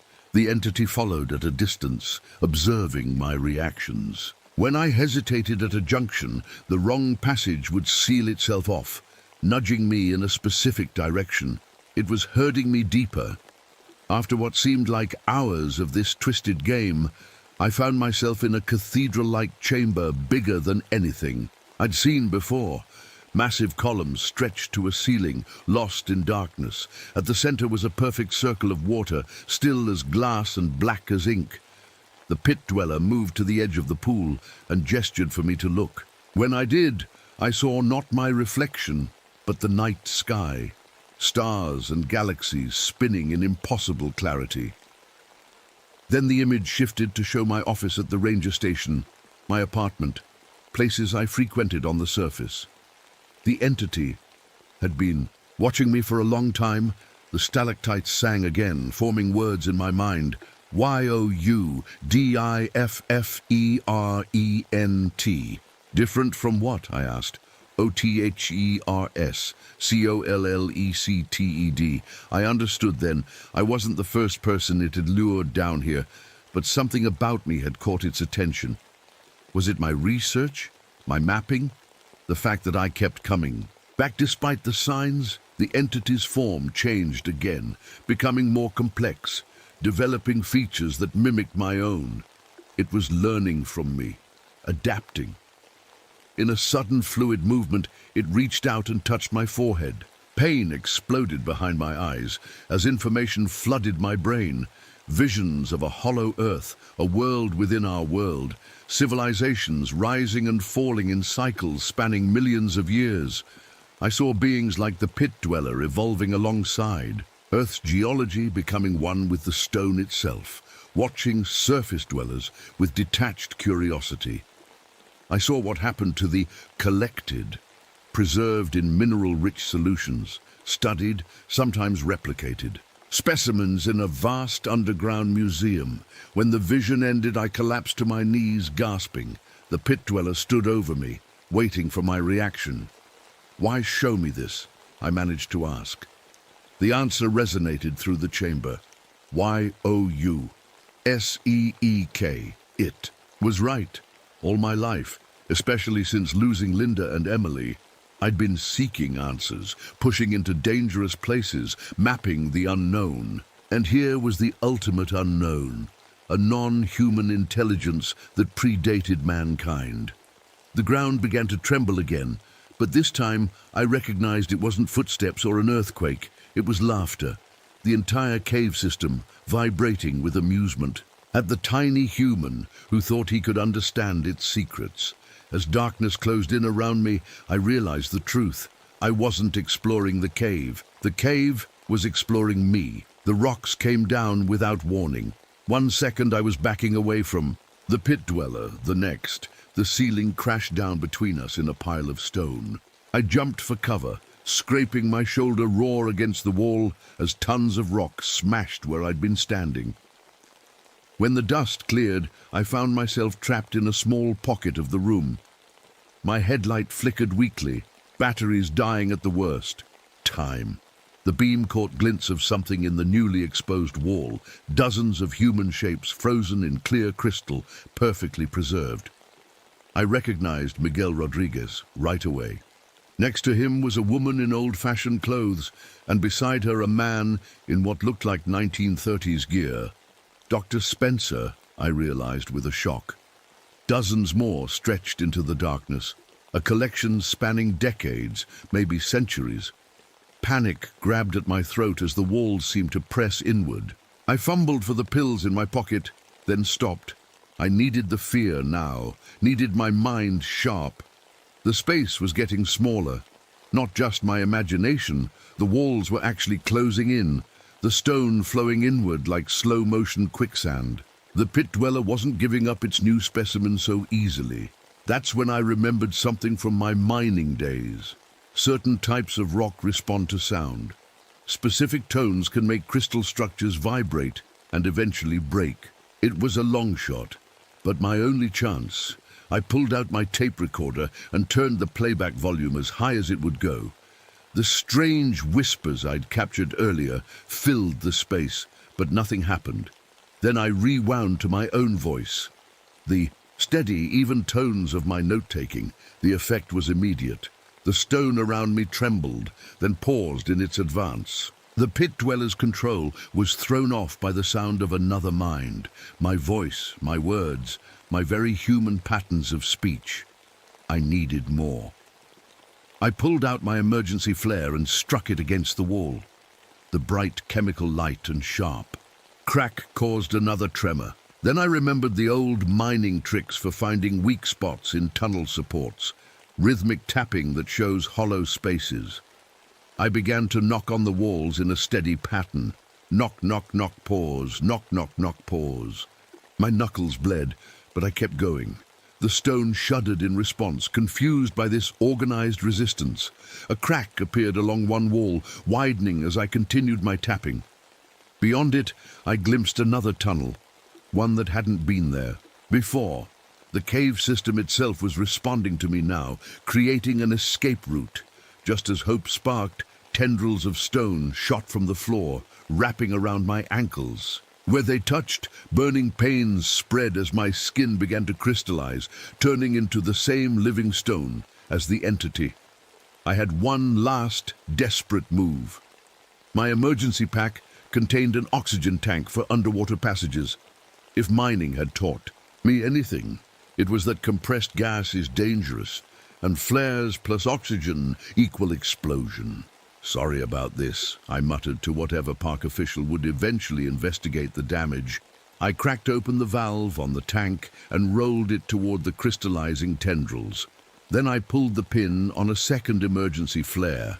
The boom was bigger than I expected, blasting a hole through the weakened wall and throwing me through it in a shower of rock chips and dust. Pain shot through my leg, where the stone had begun to change me. A patch of skin now sparkled with embedded crystals that caught the dying light of my headlamp. Behind me, I heard the musical tones of the hanging rocks change from confusion to anger. The whole tunnel system shook with the pit dweller's fury. I scrambled forward, half crawling through the new passage. It led upward, which gave me hope. After what felt like hours of desperate climbing, I pulled Dr. Spencer's journal from my pack. His final map showed a back way out, one the pit dweller might not control. Following the faded pencil marks, I turned at a fork that felt familiar, though I'd never been there before. The air changed, slightly cooler with the faint smell of desert plants. I was getting close to the surface. The shaking had stopped. Either the thing had given up or was planning something worse. I rounded a final bend and almost cried at the sight of moonlight filtering through a narrow crack ahead. With the last of my strength, I squeezed through the opening and collapsed onto the cool desert ground under a sky full of stars. 6 months later, I stood at the entrance to the lower chambers, watching as park engineers installed the final concrete barrier. Extreme danger of collapse was the official reason given for sealing this section permanently. My report mentioned nothing about moving stones or ancient entities. They'd have taken my badge for that. My leg still aches where the crystallization began. Doctors call it an unusual mineral deposit, but I know better. Sometimes I catch glimpses of perfect patterns forming under my skin, then disappearing when I look directly. At night, I feel vibrations through the floor of my apartment, subtle pulses that form equations in Morse code, messages I'm still trying to understand. The most troubling thing happened last week.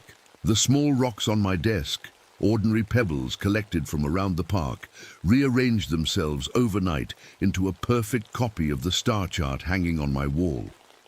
A reminder that something is still watching, still learning. I've asked to transfer to another park, somewhere without caves. My boss thinks it's the fear of tight spaces acting up again. Let him think that. But before I leave, I've hidden copies of my real notes and maps in a safety deposit box in town, with instructions to mail them to certain researchers if I disappear. Someone should know the truth. The pit dweller and I played a game of sorts, and I may have won the first round. But deep below, in the breathing darkness of Carlsbad Caverns, something ancient is already preparing for my return, because it knows what I haven't admitted to myself yet, that despite everything, I'll go back down someday. The hollow earth has shown me its secrets, And once you've seen them, the surface world never feels quite real again. Some games never really end. They just change players. And the stones are always listening.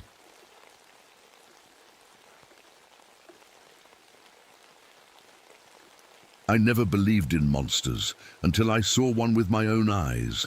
My name is Michael Townsend, Park Ranger at Okefenokee National Wildlife Refuge. I've spent 5 years patrolling these waters, but nothing prepared me for what I found that July afternoon. The heat was so thick you could cut it with a knife. I steered my patrol boat slowly through the cypress knees, those weird wooden spikes that poke up from the swamp floor. Sweat rolled down my back, soaking my uniform.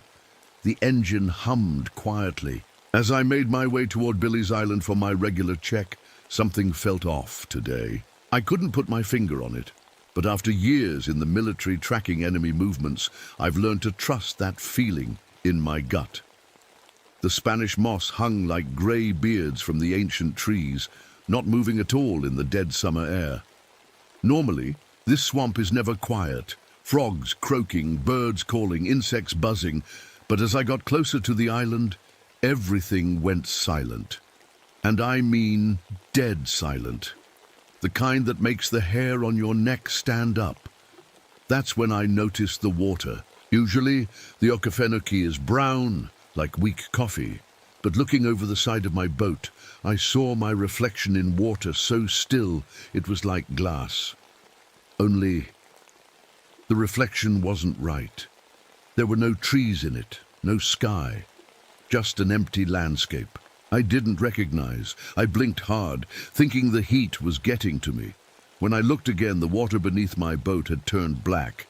Not dark brown, pitch black, even though I knew this part was only about 4 feet deep. What the hell? I muttered, reaching for my water bottle. As I took a swig, I realized something else strange. There were no gators. This part of the swamp usually had at least a dozen sunbathing on logs or swimming around, but not today. I did spot fresh claw marks on some cypress trunks, though, like something had been scratching at them. The fish were acting weird, too. Instead of darting away from my boat like they usually do, they were swimming in perfect squares and triangles under the water. I've never seen fish move like that before, like they were following invisible lines. I checked my GPS to mark the spot, but the screen was going crazy, showing me jumping all over the map even though my boat was barely moving. Great equipment failure in the middle of nowhere. As I neared an old rotting dock on the edge of Billy's Island, something caught my eye. A rusty hunting knife stuck in the wood. I pulled up to take a closer look. The handle was worn and aged, falling apart from years in the weather. But the blade, it was clean and shiny, like someone had just polished it. I pulled the boat onto the muddy bank and spotted animal tracks. They started as normal raccoon prints, but as I followed them, they began to change, getting longer, deeper, turning into something I couldn't identify. In 15 years of tracking, I'd never seen prints morph like that. The sun was still high, but somehow the island seemed darker than it should be. As I stepped further onto land, my hand instinctively moved to the gun on my hip. Something was watching me. I could feel it. That's when my radio crackled to life. "Michael, come back." The voice was barely audible through the static. I pulled out my radio. "This is Ranger Townsend. Repeat your message over." The reply came through clearer this time. "Michael, come back to the water." I froze. I recognized that voice. It belonged to Ranger Patterson, who had been dead for 3 years. My heart nearly stopped when I heard Patterson's voice. I looked around, half expecting to see his ghost standing among the cypress trees. I touched the dog tags hanging under my shirt, not mine, but belonging to Davis, my teammate who died during our last mission together. I kept them as a reminder of how quickly things can go wrong in the wild. "Get it together, Michael," I whispered to myself. The heat was probably playing tricks on me, or maybe someone was pulling a sick joke with an old recording. I wasn't supposed to be here at Okefenokee. 3 years ago, I had a good job at Yellowstone. That ended after the incident, as my boss called it. I was tracking a poacher at night when I found something else instead. Something that left 3 tourists badly hurt and me with a report full of questions no one could answer. They transferred me here, to the back end of nowhere, where I couldn't cause trouble. Most people don't know this swamp has secrets. I've been keeping track of them in my journal for years now. Strange animal behaviors, weird lights at night, and the disappearances. Always during full moons or the summer solstice going back to the 1920s. Too many to be just accidents. My grandfather taught me how to track when I was just a kid. He claimed his mother was Cherokee, and he knew things about the woods that weren't in any ranger handbook. How to read broken twigs, how to feel the difference between animal fear and animal hunger, how to know when something wasn't right with the land.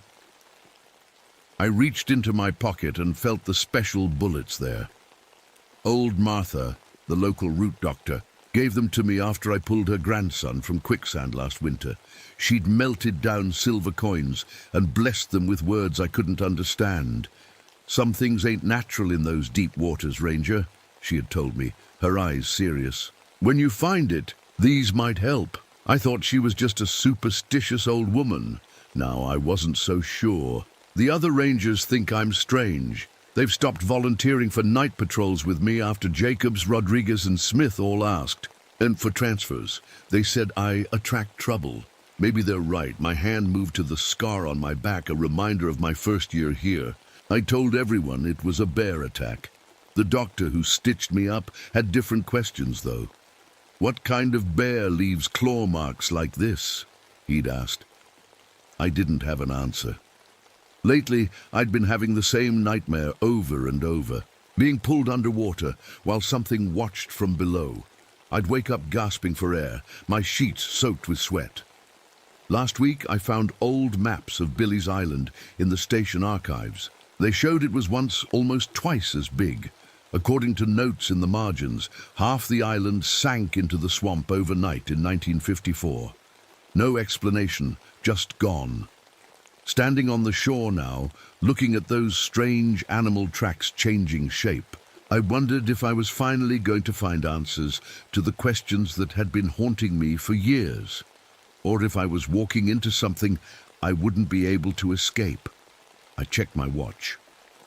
4 hours until sunset. Plenty of time to investigate and get back to my boat. That's what I thought anyway. I was wrong. So very wrong, I decided to head back to my boat. Something about this place felt wrong, and my years of tracking had taught me to listen to that feeling. When I got to the shore, I found my first real problem.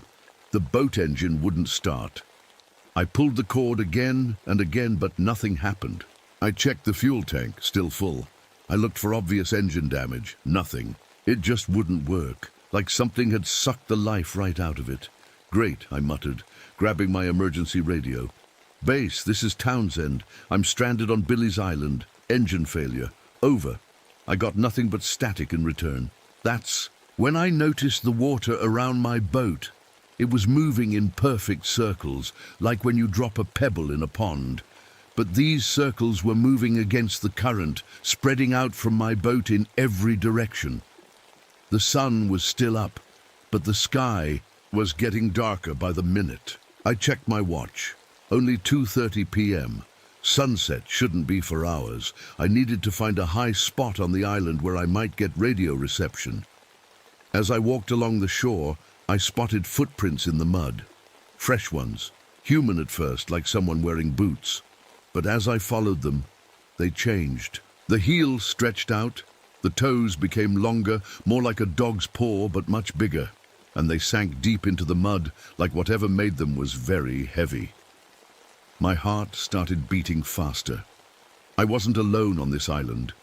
The radio in my hand suddenly crackled to life. Michael, water, coming. It was Patterson's voice again. The same man whose search party I had joined 3 years ago. The same man whose body we never found. I jumped when my radio spoke again, this time in a voice I recognized as my own. Help me. It's in the water, watching. I nearly dropped. The radio. How was this possible? I hadn't transmitted anything. The temperature around me suddenly dropped. In the middle of Georgia summer, I could see my breath forming clouds in front of my face. A thick fog started rising from the water, hugging the surface like a living blanket. Something white caught my eye, a piece of fabric snagged on a low branch. I moved closer and felt my stomach drop. It was a torn Ranger uniform shirt with a name tag that read Townsend. My name, but not my shirt. I never lost a uniform here. As I stood there trying to make sense of this, I noticed claw marks on the trees nearby. They were nearly 8 feet off the ground, higher than any gator could reach. Inside, some of the deeper scratches was strange. Fur that seemed to change color when I touched it, from gray to greenish black, like oil on water.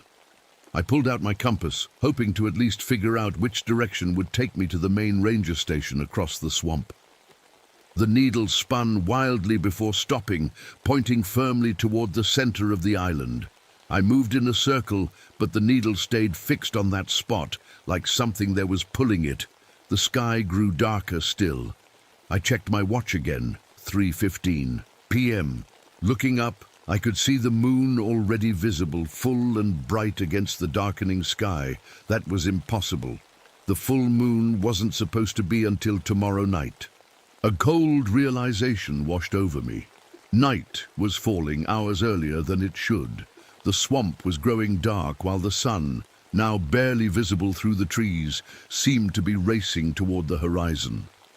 That's when I heard it. A splash from the water behind me.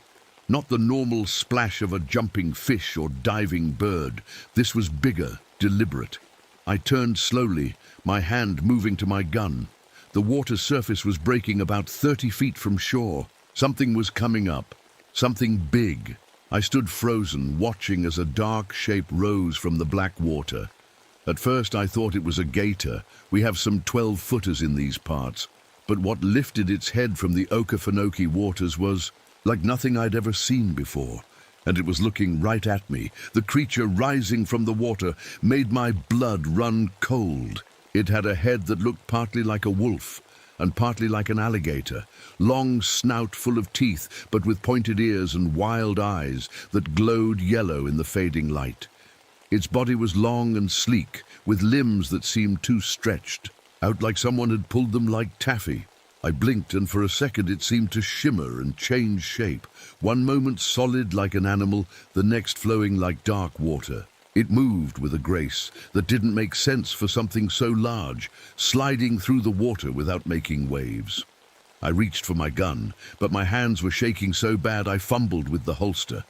The creature, the swamp strider, as I would later name it, watched me with eyes that seemed too aware, too knowing for any normal animal. When I finally got my gun out, the creature sank back under the water. The surface went still for a moment, and I thought maybe it had gone away. Then the water 20 feet to my right broke, and it rose again. It was hurting me, I realized, keeping me from going back toward my boat. Every time I tried to move toward the shore where I'd landed, pools of water would suddenly appear in my path, forcing me to step around them, pushing me deeper into the island.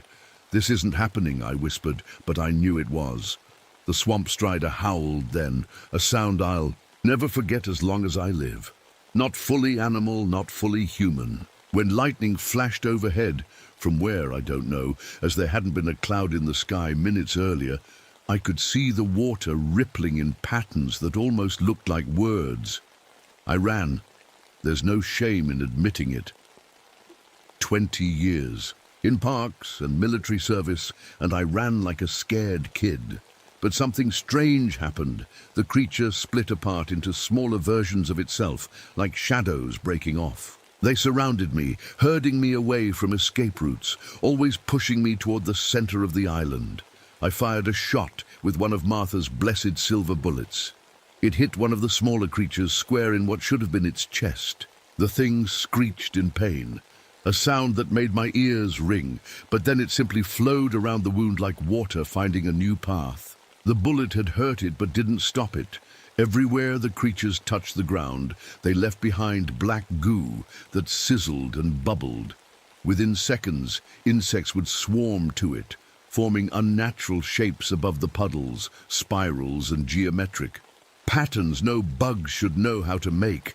I stumbled into a clearing and froze in shock. There, standing among the trees, was me. Another Michael Townsend, in the same uniform with the same face. But not quite right. His eyes were too dark. His movements jerky. Then another appeared and another. The swamp strider was creating copies of me, trying to confuse me. "Stop this!" I shouted, not even sure if the creature could understand me. "What do you want?"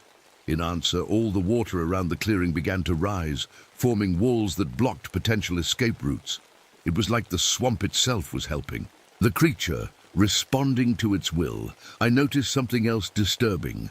Any weapon I might use, from fallen branches to rocks I picked up, would suddenly become slippery or break apart in my hands. The creature was somehow affecting them, making sure I stayed defenseless.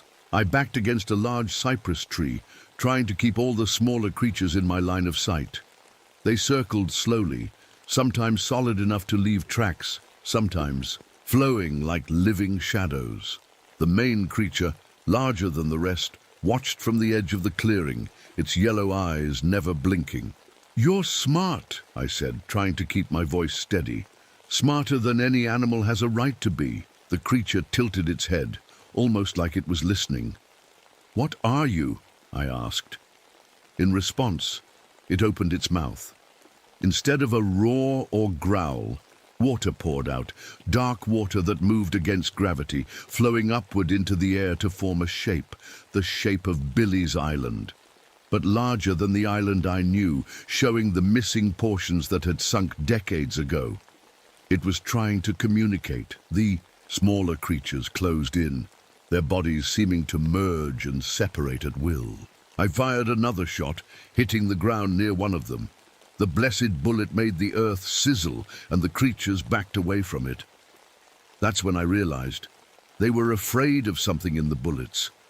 Not the silver itself, but whatever. Blessing Martha had put on them. Thunder crashed overhead as the unnatural storm grew stronger.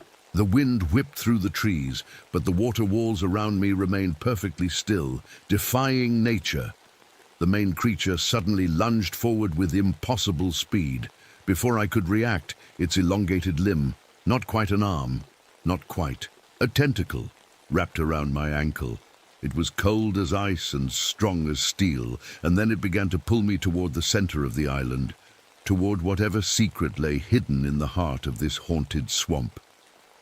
The creature dragged me through the underbrush, my fingers clawing at roots and plants as I tried to slow us down. We were heading to the center of Billy's Island, to a place that didn't show up on any of the modern maps. Soon, I found myself in a clearing I'd never seen before. The ground felt wrong under my feet. Not solid like the rest of the island, but soft and spongy, like it might give way at any moment. All around me, the water was rising, turning the small piece of land where I stood into a shrinking island. "What is this place?" I gasped, trying to find solid ground. The main creature, the swamp strider, circled me in the water. The smaller ones had merged back into it, making it even larger. Its yellow eyes never left me as the water rose inch by inch, threatening to swallow the little dry land I had left. That's when I noticed them, the trees.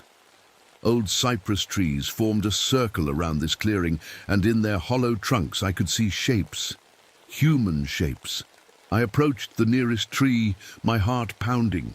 Inside was a body, or what was left of one, preserved somehow, mummified by the swamp. The man wore old-fashioned clothes, maybe from the 1950s. His face was frozen in an expression of pure terror, his mouth open in a silent scream. There were more bodies in other trees. Some looked decades old, others more recent. With horror, I recognized the uniform on one.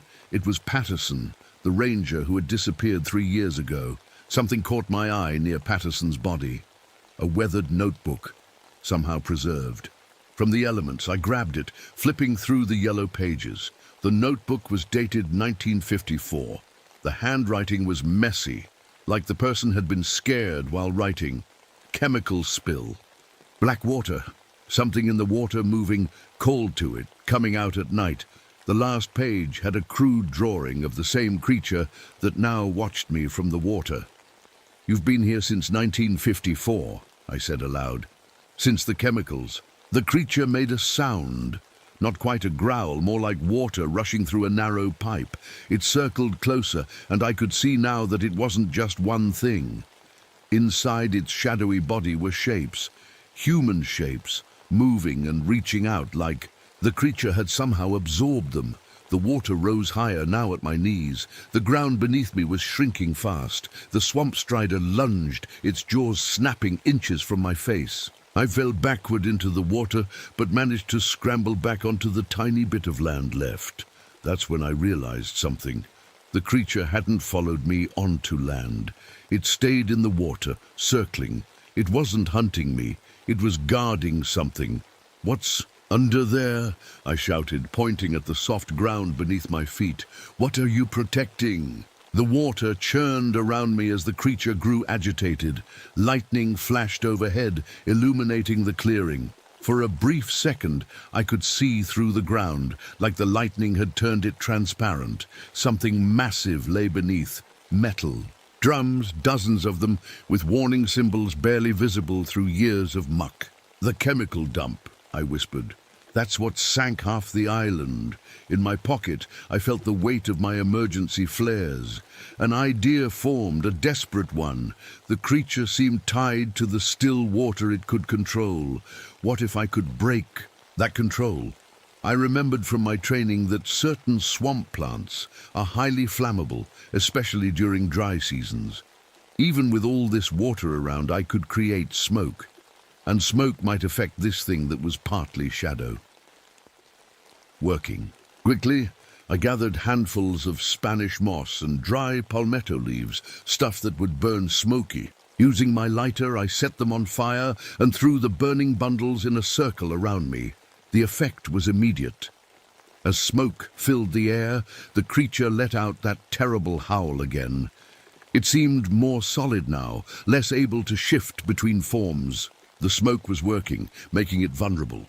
Thunder crashed directly overhead and rain began to pour down, but strangely it fell everywhere except on my fires. The creature was controlling the rain, trying to keep my fires from affecting it. I knew I had only one chance. At the edge of the clearing, I spotted an old structure half submerged in the water, the remains of a small dam, probably built by loggers decades ago. If I could break it open, create running water. I loaded my gun with my last blessed bullet and aimed carefully at the rotten wood of the dam. The shot had to count. I fired. The bullet struck true, splintering the weak point in the old dam.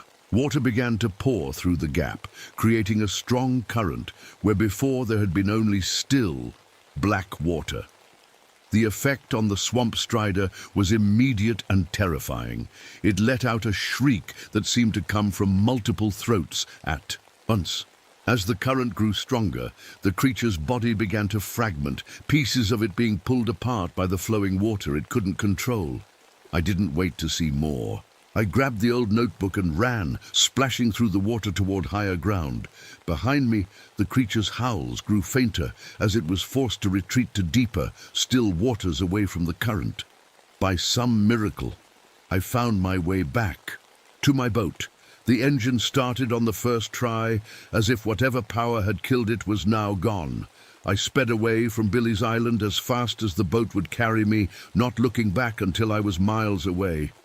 6 months have passed since that day. I'm still a ranger at Okefenokee, but things are different now. I convinced my superiors that we needed better water management in the refuge. We installed pumps that keep the water flowing in areas that used to be stagnant pools. I told them it was for mosquito control. They believed me. The EPA came in after I showed them the notebook and my report. They found the chemical drums just where I said they would be. The cleanup is still ongoing. On my office wall hangs a map of Billy's Island. The old map showing its original size before half of it sank.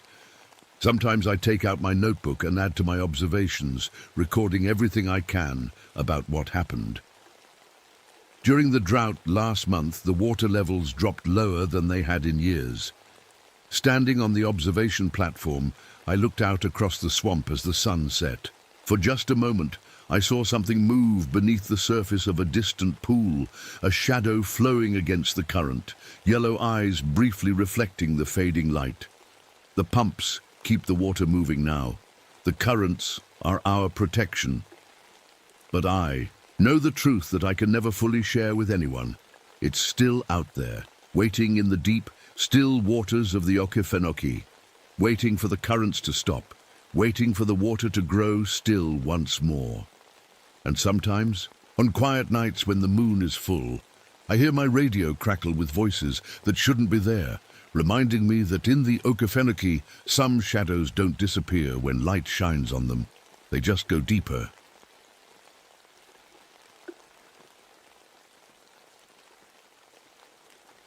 I never believed in monsters until I became one's prey. My name is Jack Thornton, and what I'm about to tell you happened in the summer of 1965, deep in the Chequamegon-Nicolet National Forest of Wisconsin. I've been a park ranger here for 5 years, but nothing in my training or even my time in Vietnam prepared me for what lurks in these woods when the mist rolls in.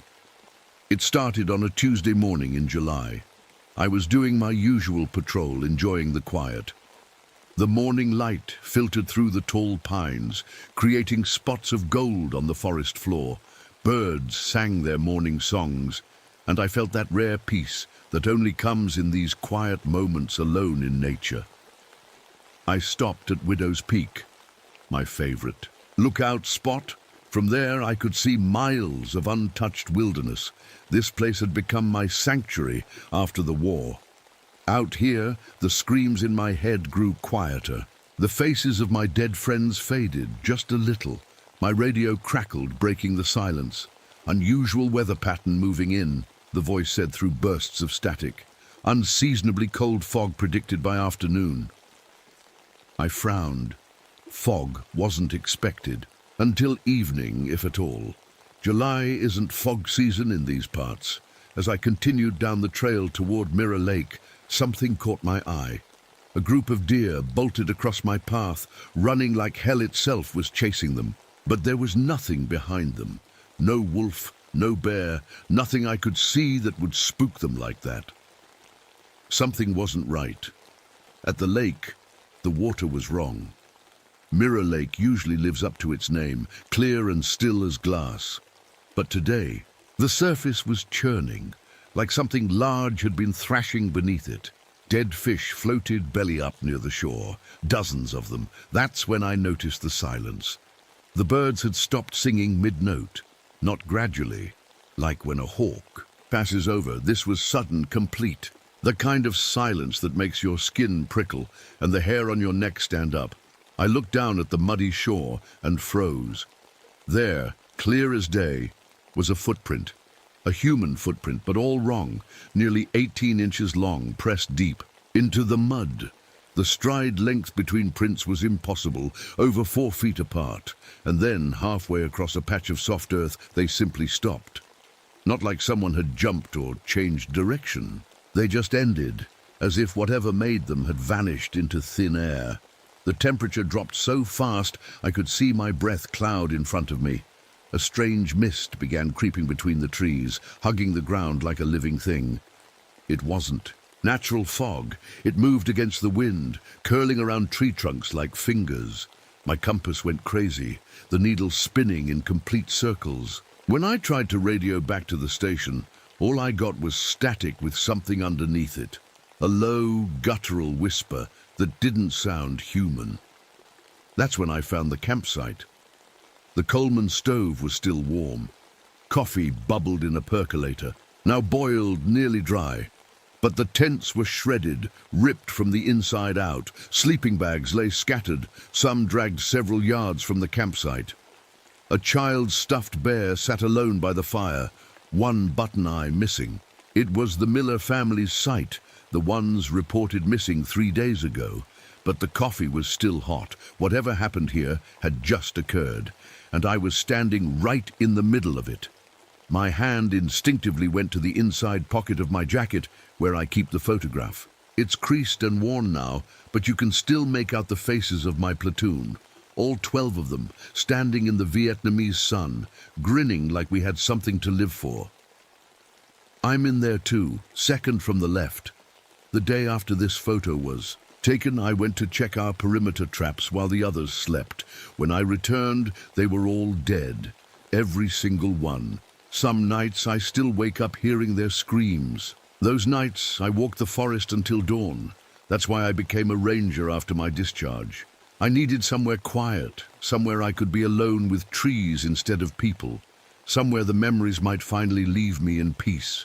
5 years in these woods, and I know every trail, every cave, every creek. At least I thought I did.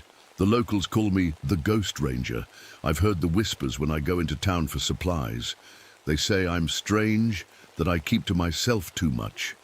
When I do help lost hikers, they're grateful, but they can tell something's not right with me. I see it in their eyes, that mix of gratitude and fear. It doesn't bother me. Being alone is easier. Chief Ranger Wilson doesn't understand. He's been pushing me to lead tourist groups, to connect with people, as if talking about squirrel habitats to vacationing families would somehow fix what's broken in me. You need to rejoin the human race, Thornton, he told me last week, sliding a folder across his desk. 4 hikers gone missing near Echo Ridge in 3 months. I want you to look into it. I didn't want the assignment, but I knew these woods better than anyone. If people were vanishing, I might be their only chance. My service revolver hangs heavy against my hip. Rangers aren't supposed to carry firearms on regular patrol, but after what I've seen in Vietnam and sometimes in these woods, I don't go anywhere without it. These forests hold things bigger than bears or wolves. Sometimes I feel eyes on me when there's nothing there to see. Last month, an Ojibwe elder stopped me on the road near the northern boundary. His face was weathered, eyes cloudy with cataracts, but he looked right at me like he could see straight through to my soul. Tall one walks between the trees, he said, his voice like dry leaves. It comes with the mist. It takes those who are already lost. I nodded politely and drove on. I don't believe in monsters or spirits, or at least I didn't then. The strange occurrences kept piling up. I started keeping a journal. Weird sounds. After midnight, whole sections of forest where animals never go. The mist that comes even on clear days. Most rangers would report these things, but who would believe me? They already think I'm half crazy. Yesterday shook me, though. I'd locked my cabin door before heading to town for supplies. I always do. But when I returned, it stood wide open, swinging gently in the breeze. On the porch were wet footprints, massive ones, like those I'd find later by the lake. They led straight to my door, then vanished at the forest line. Someone, something, had been in my home. But nothing was taken. Instead, something was left behind.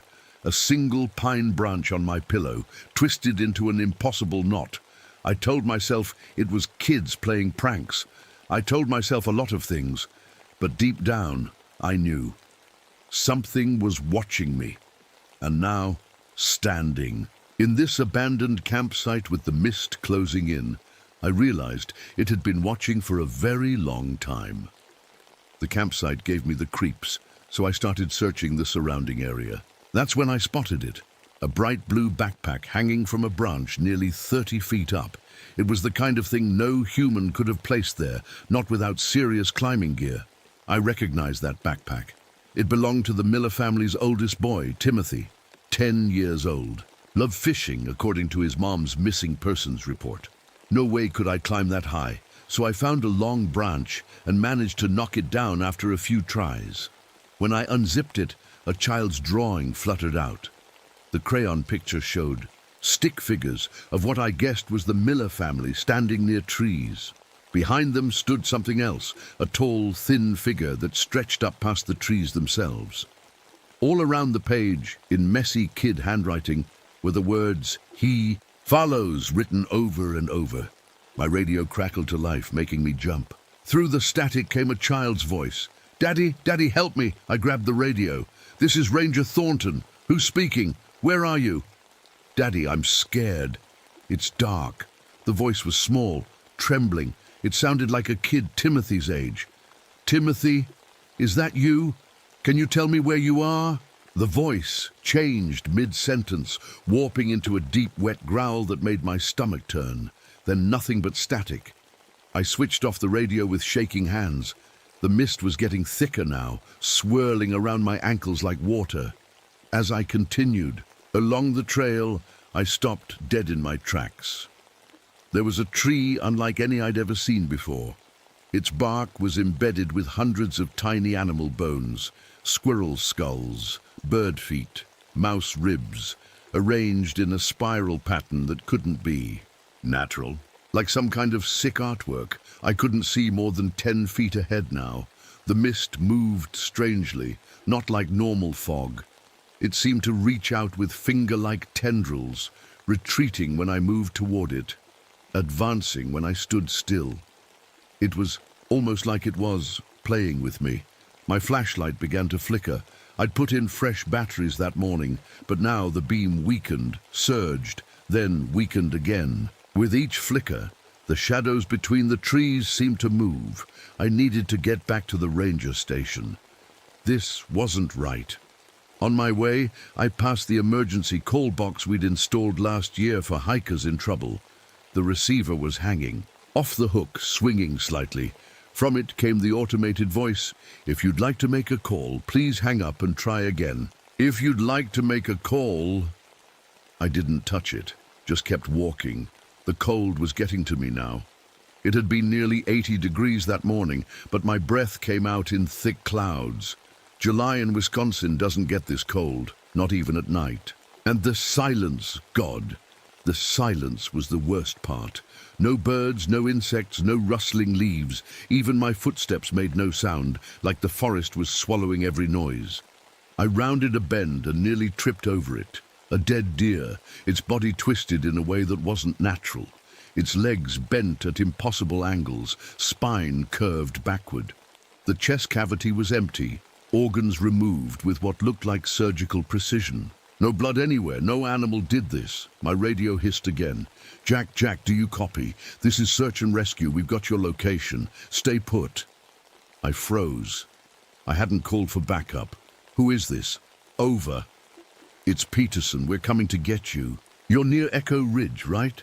Something was wrong. Peterson didn't work Tuesdays. And his voice sounded off, like someone trying to sound like Peterson but not quite getting it right. "Peterson, what color is the new ranger station door?" A simple question. Everyone knew we'd painted it red last month. A pause. Too long. "Blue." "It's blue, Jack. We're almost to you. Just stay where you are." My blood turned to ice. I clicked off the radio and started running. Whatever was in these woods, it knew my name, it knew where I was. And worst of all, it knew the voices of people I trusted. It was hunting me.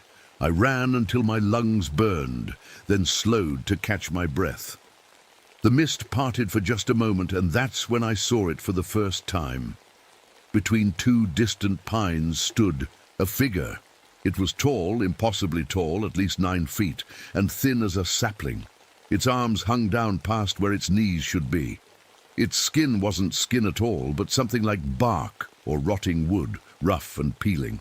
Where its face should have been, there was just a darker shadow within the mist. I blinked and it was gone. Then, 20 yards to my right, it was there again. It hadn't walked or run. It had simply disappeared and reappeared. No human moves like that. "Help us, please." The voice came from behind me, Mrs. Miller's voice, exactly as I remembered from when she'd filed the missing persons report. I spun around. Nothing there. "Jack, we're over here." This time it was Mr. Miller, calling from somewhere to my left.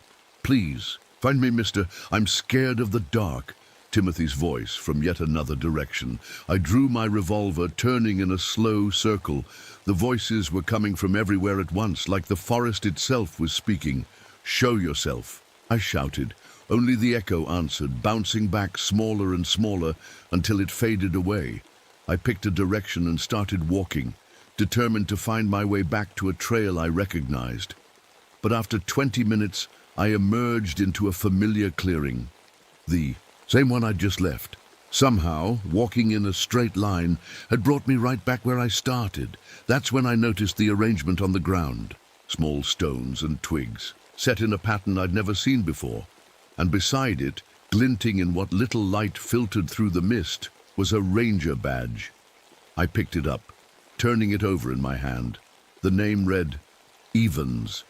I remembered Evans. He'd gone missing in '58, long before I came here. They never found a trace of him. The mist was getting thicker, more active. When I stood still, tendrils of it would reach toward me, pulling back only when I moved suddenly. It was like being surrounded by curious fingers, testing me. I fired, a warning shot into the air. The sound was swallowed completely. No echo, no birds startled into flight. Nothing. Later, I would find that bullet embedded in a tree trunk over a mile away, somehow curved through the forest. The creature appeared, again closer this time. I could see it more clearly now. It had no eyes that I could make out, but I knew it was watching me. The longer I looked at it, the more my heart raced with a fear deeper than anything I'd felt in the war. And as my fear grew, the creature seemed to become more solid, more real, as if my terror was feeding it. I tried another path, but found my way blocked by a massive fallen tree that hadn't been there minutes before. Every direction I tried, something steered me back toward the center of the mist. The thing was herding me. That's when I realized it wasn't alone. Smaller shapes moved in the mist around me, hunched, quick things that scuttled between trees. They carried a scent of wet earth and decay. Little gatherers, I would learn later, the walker's children. One thing became clear. I wasn't the hunter here. I was the prey, and I was being led exactly where it wanted me to go. The mist guided me, deeper into the forest until I found myself at Echo Ridge. It wasn't by accident. I'd been herded here, to this exact spot. I tried to leave, but every path away from the ridge suddenly ended in steep drops that weren't on any map. Ravines appeared out of nowhere, cutting off escape routes that I'd hiked 100 times before. The forest had changed, or something had changed it. In a small clearing at the center of the ridge, I found them. The Miller family, all 4 of them. They were arranged in a perfect circle, facing outward, like they were standing guard. But they weren't standing, and they weren't alive. Their skin was pulled tight over their bones, dry like leather left in the sun. Their eyes were open but sunken in, jaws frozen in silent screams. They looked like they'd been dead for years, mummified by time, but that was impossible. They'd only been missing for 3 days. Their coffee had still been warm. At the campsite, I heard a rustle behind me and turned quickly. The mist was gathering, thickening into something solid. The forest walker, that's what I call it now, took form before me. Not just a tall, thin figure anymore. This was its true shape. It was a twisted mass of branches and roots, woven together into a vaguely human shape. Moss and rotting leaves clung to it, dripping with moisture, but worse were the faces, human faces partially absorbed into its bark-like skin. Some I recognized. Hikers reported missing over the years, a fellow ranger who disappeared last fall. Their mouths moved, whispering warnings I couldn't quite hear. I raised my gun, but knew bullets wouldn't stop this thing. It wasn't alive, not in any way I understood. Then I remembered my training. In Vietnam, when surrounded, we'd sometimes use controlled burns to clear an escape path. I still had my emergency flares.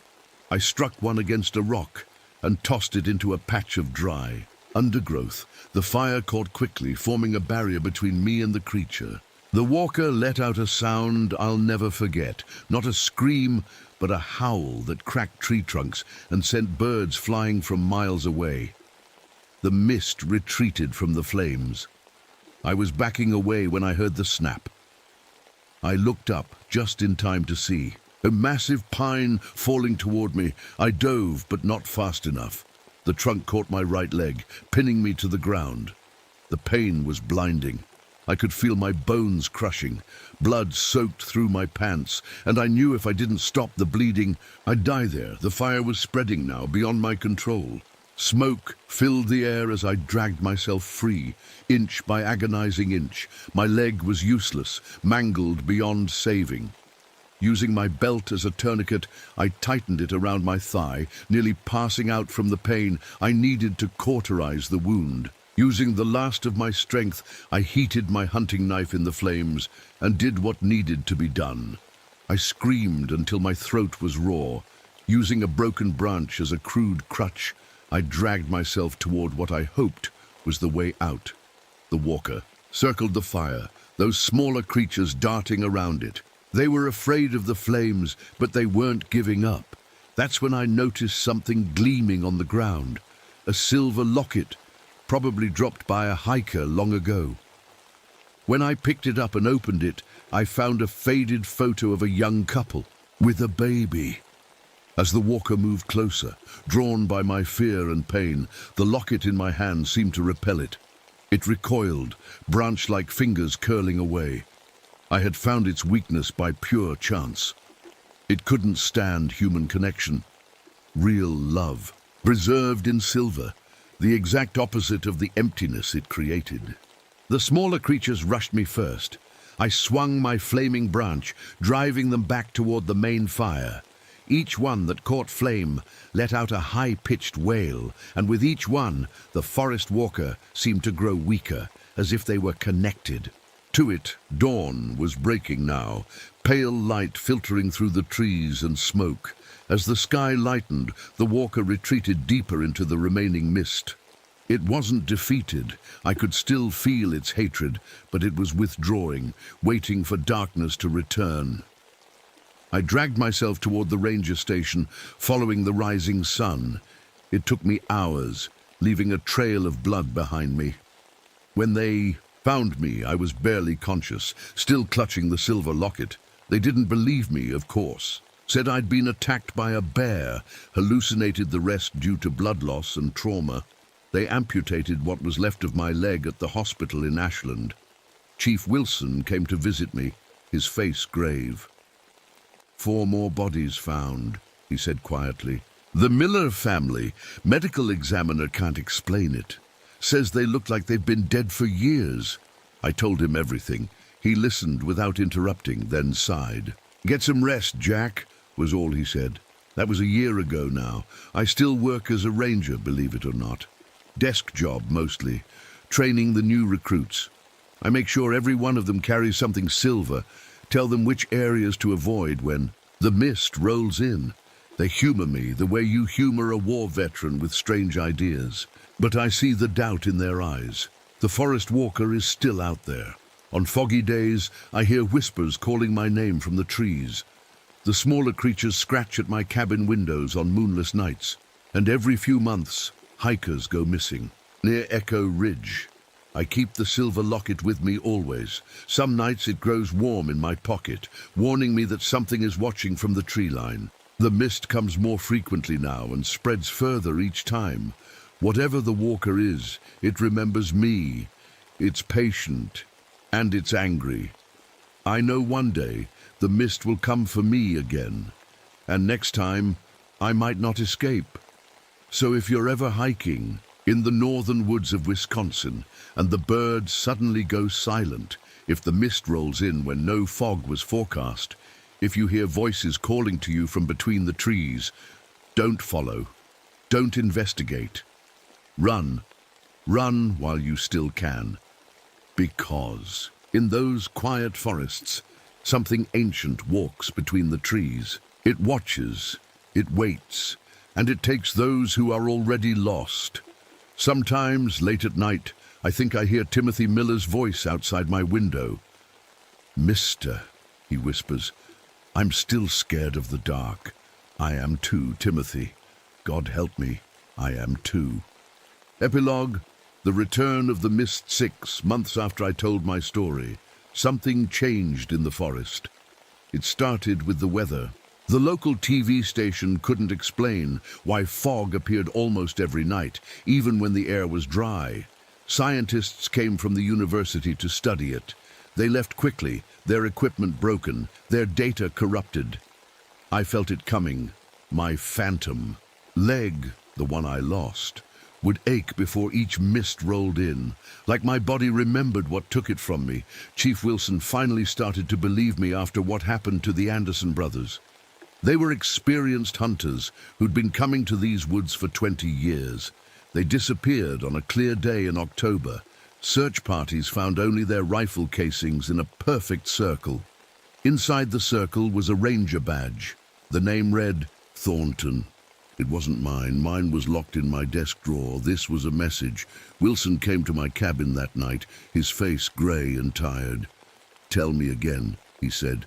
"Everything you saw, I did." This time, he took notes. "What does it want?" He asked when I finished. "Territory," I said. "Food. But mostly I think it wants not to be alone." The forest walker had been expanding its reach. The mist now covered 3 times the area it did during my encounter. Hikers reported strange sounds and voices up to 5 miles beyond Echo Ridge. Park authorities closed sections of the trail, blaming unsafe conditions. I started a log, tracking disappearances. Not just hikers now, but locals too. A gas station attendant who worked the night shift. A teenager walking home after dark. A drunk who passed out near the forest edge. They all vanished on misty nights. I visited the Ojibwe elder who had warned me years ago. His small house sat at the edge of the reservation, backed by deep woods. He didn't seem surprised to see me. "You carry its mark now," he said, pointing to my missing leg. "It knows your scent." "How do I stop it?" I asked. He shook his head. "The tall one is old, older than the trees, older than my people's stories. It sleeps for many years, then hungers again." "The silver hurts it," I said. "Not hurts. Reminds," he corrected. "Reminds it of what it lost, what it can never have again." He gave me a small pouch filled with herbs and silver shavings, told me to spread it in a circle around my home. I did. That night, the scratching at my window stopped for the first time in months, but I knew it wasn't over. The walker was learning, adapting. The younger rangers reported strange trees growing where none had been before, trees with bark that seemed to shift position when you weren't looking directly at them. I began teaching the new recruits what to watch for. The sudden silence, the cold spots, the animal bones arranged in patterns. Most thought I was crazy, but a few listened. Those few are still alive. Last week, they found Timothy Miller's backpack again, this time hanging from a tree, right outside the ranger station. Inside was a new drawing, stick figures of rangers, and behind them a tall, thin shape with many arms. At the bottom, in a child's handwriting, "Coming soon." The mist is thicker tonight than I've ever seen it. It presses against my windows, like hands trying to get in. My silver keeps it at bay, but I know that won't work forever. I'm leaving this account so people will know what happened. So maybe someone will find a way to stop it. If you're reading this and I'm gone, know this. The forest walker isn't just killing anymore. It's recruiting. Those smaller creatures I saw, I think they were once human, changed, transformed. I hear their voices sometimes. Rangers and hikers I used to know, calling my name from the trees, asking me to join them. The fog is seeping under my door now, despite the silver barrier. My phantom leg is burning with pain. I think it's finally found a way in. If something wearing my face comes out of these woods, know that it isn't me. The real Jack Thornton died trying to warn you. Stay out of the mist, stay away from the trees, and if the birds suddenly go silent around you, run. Don't look back, just run.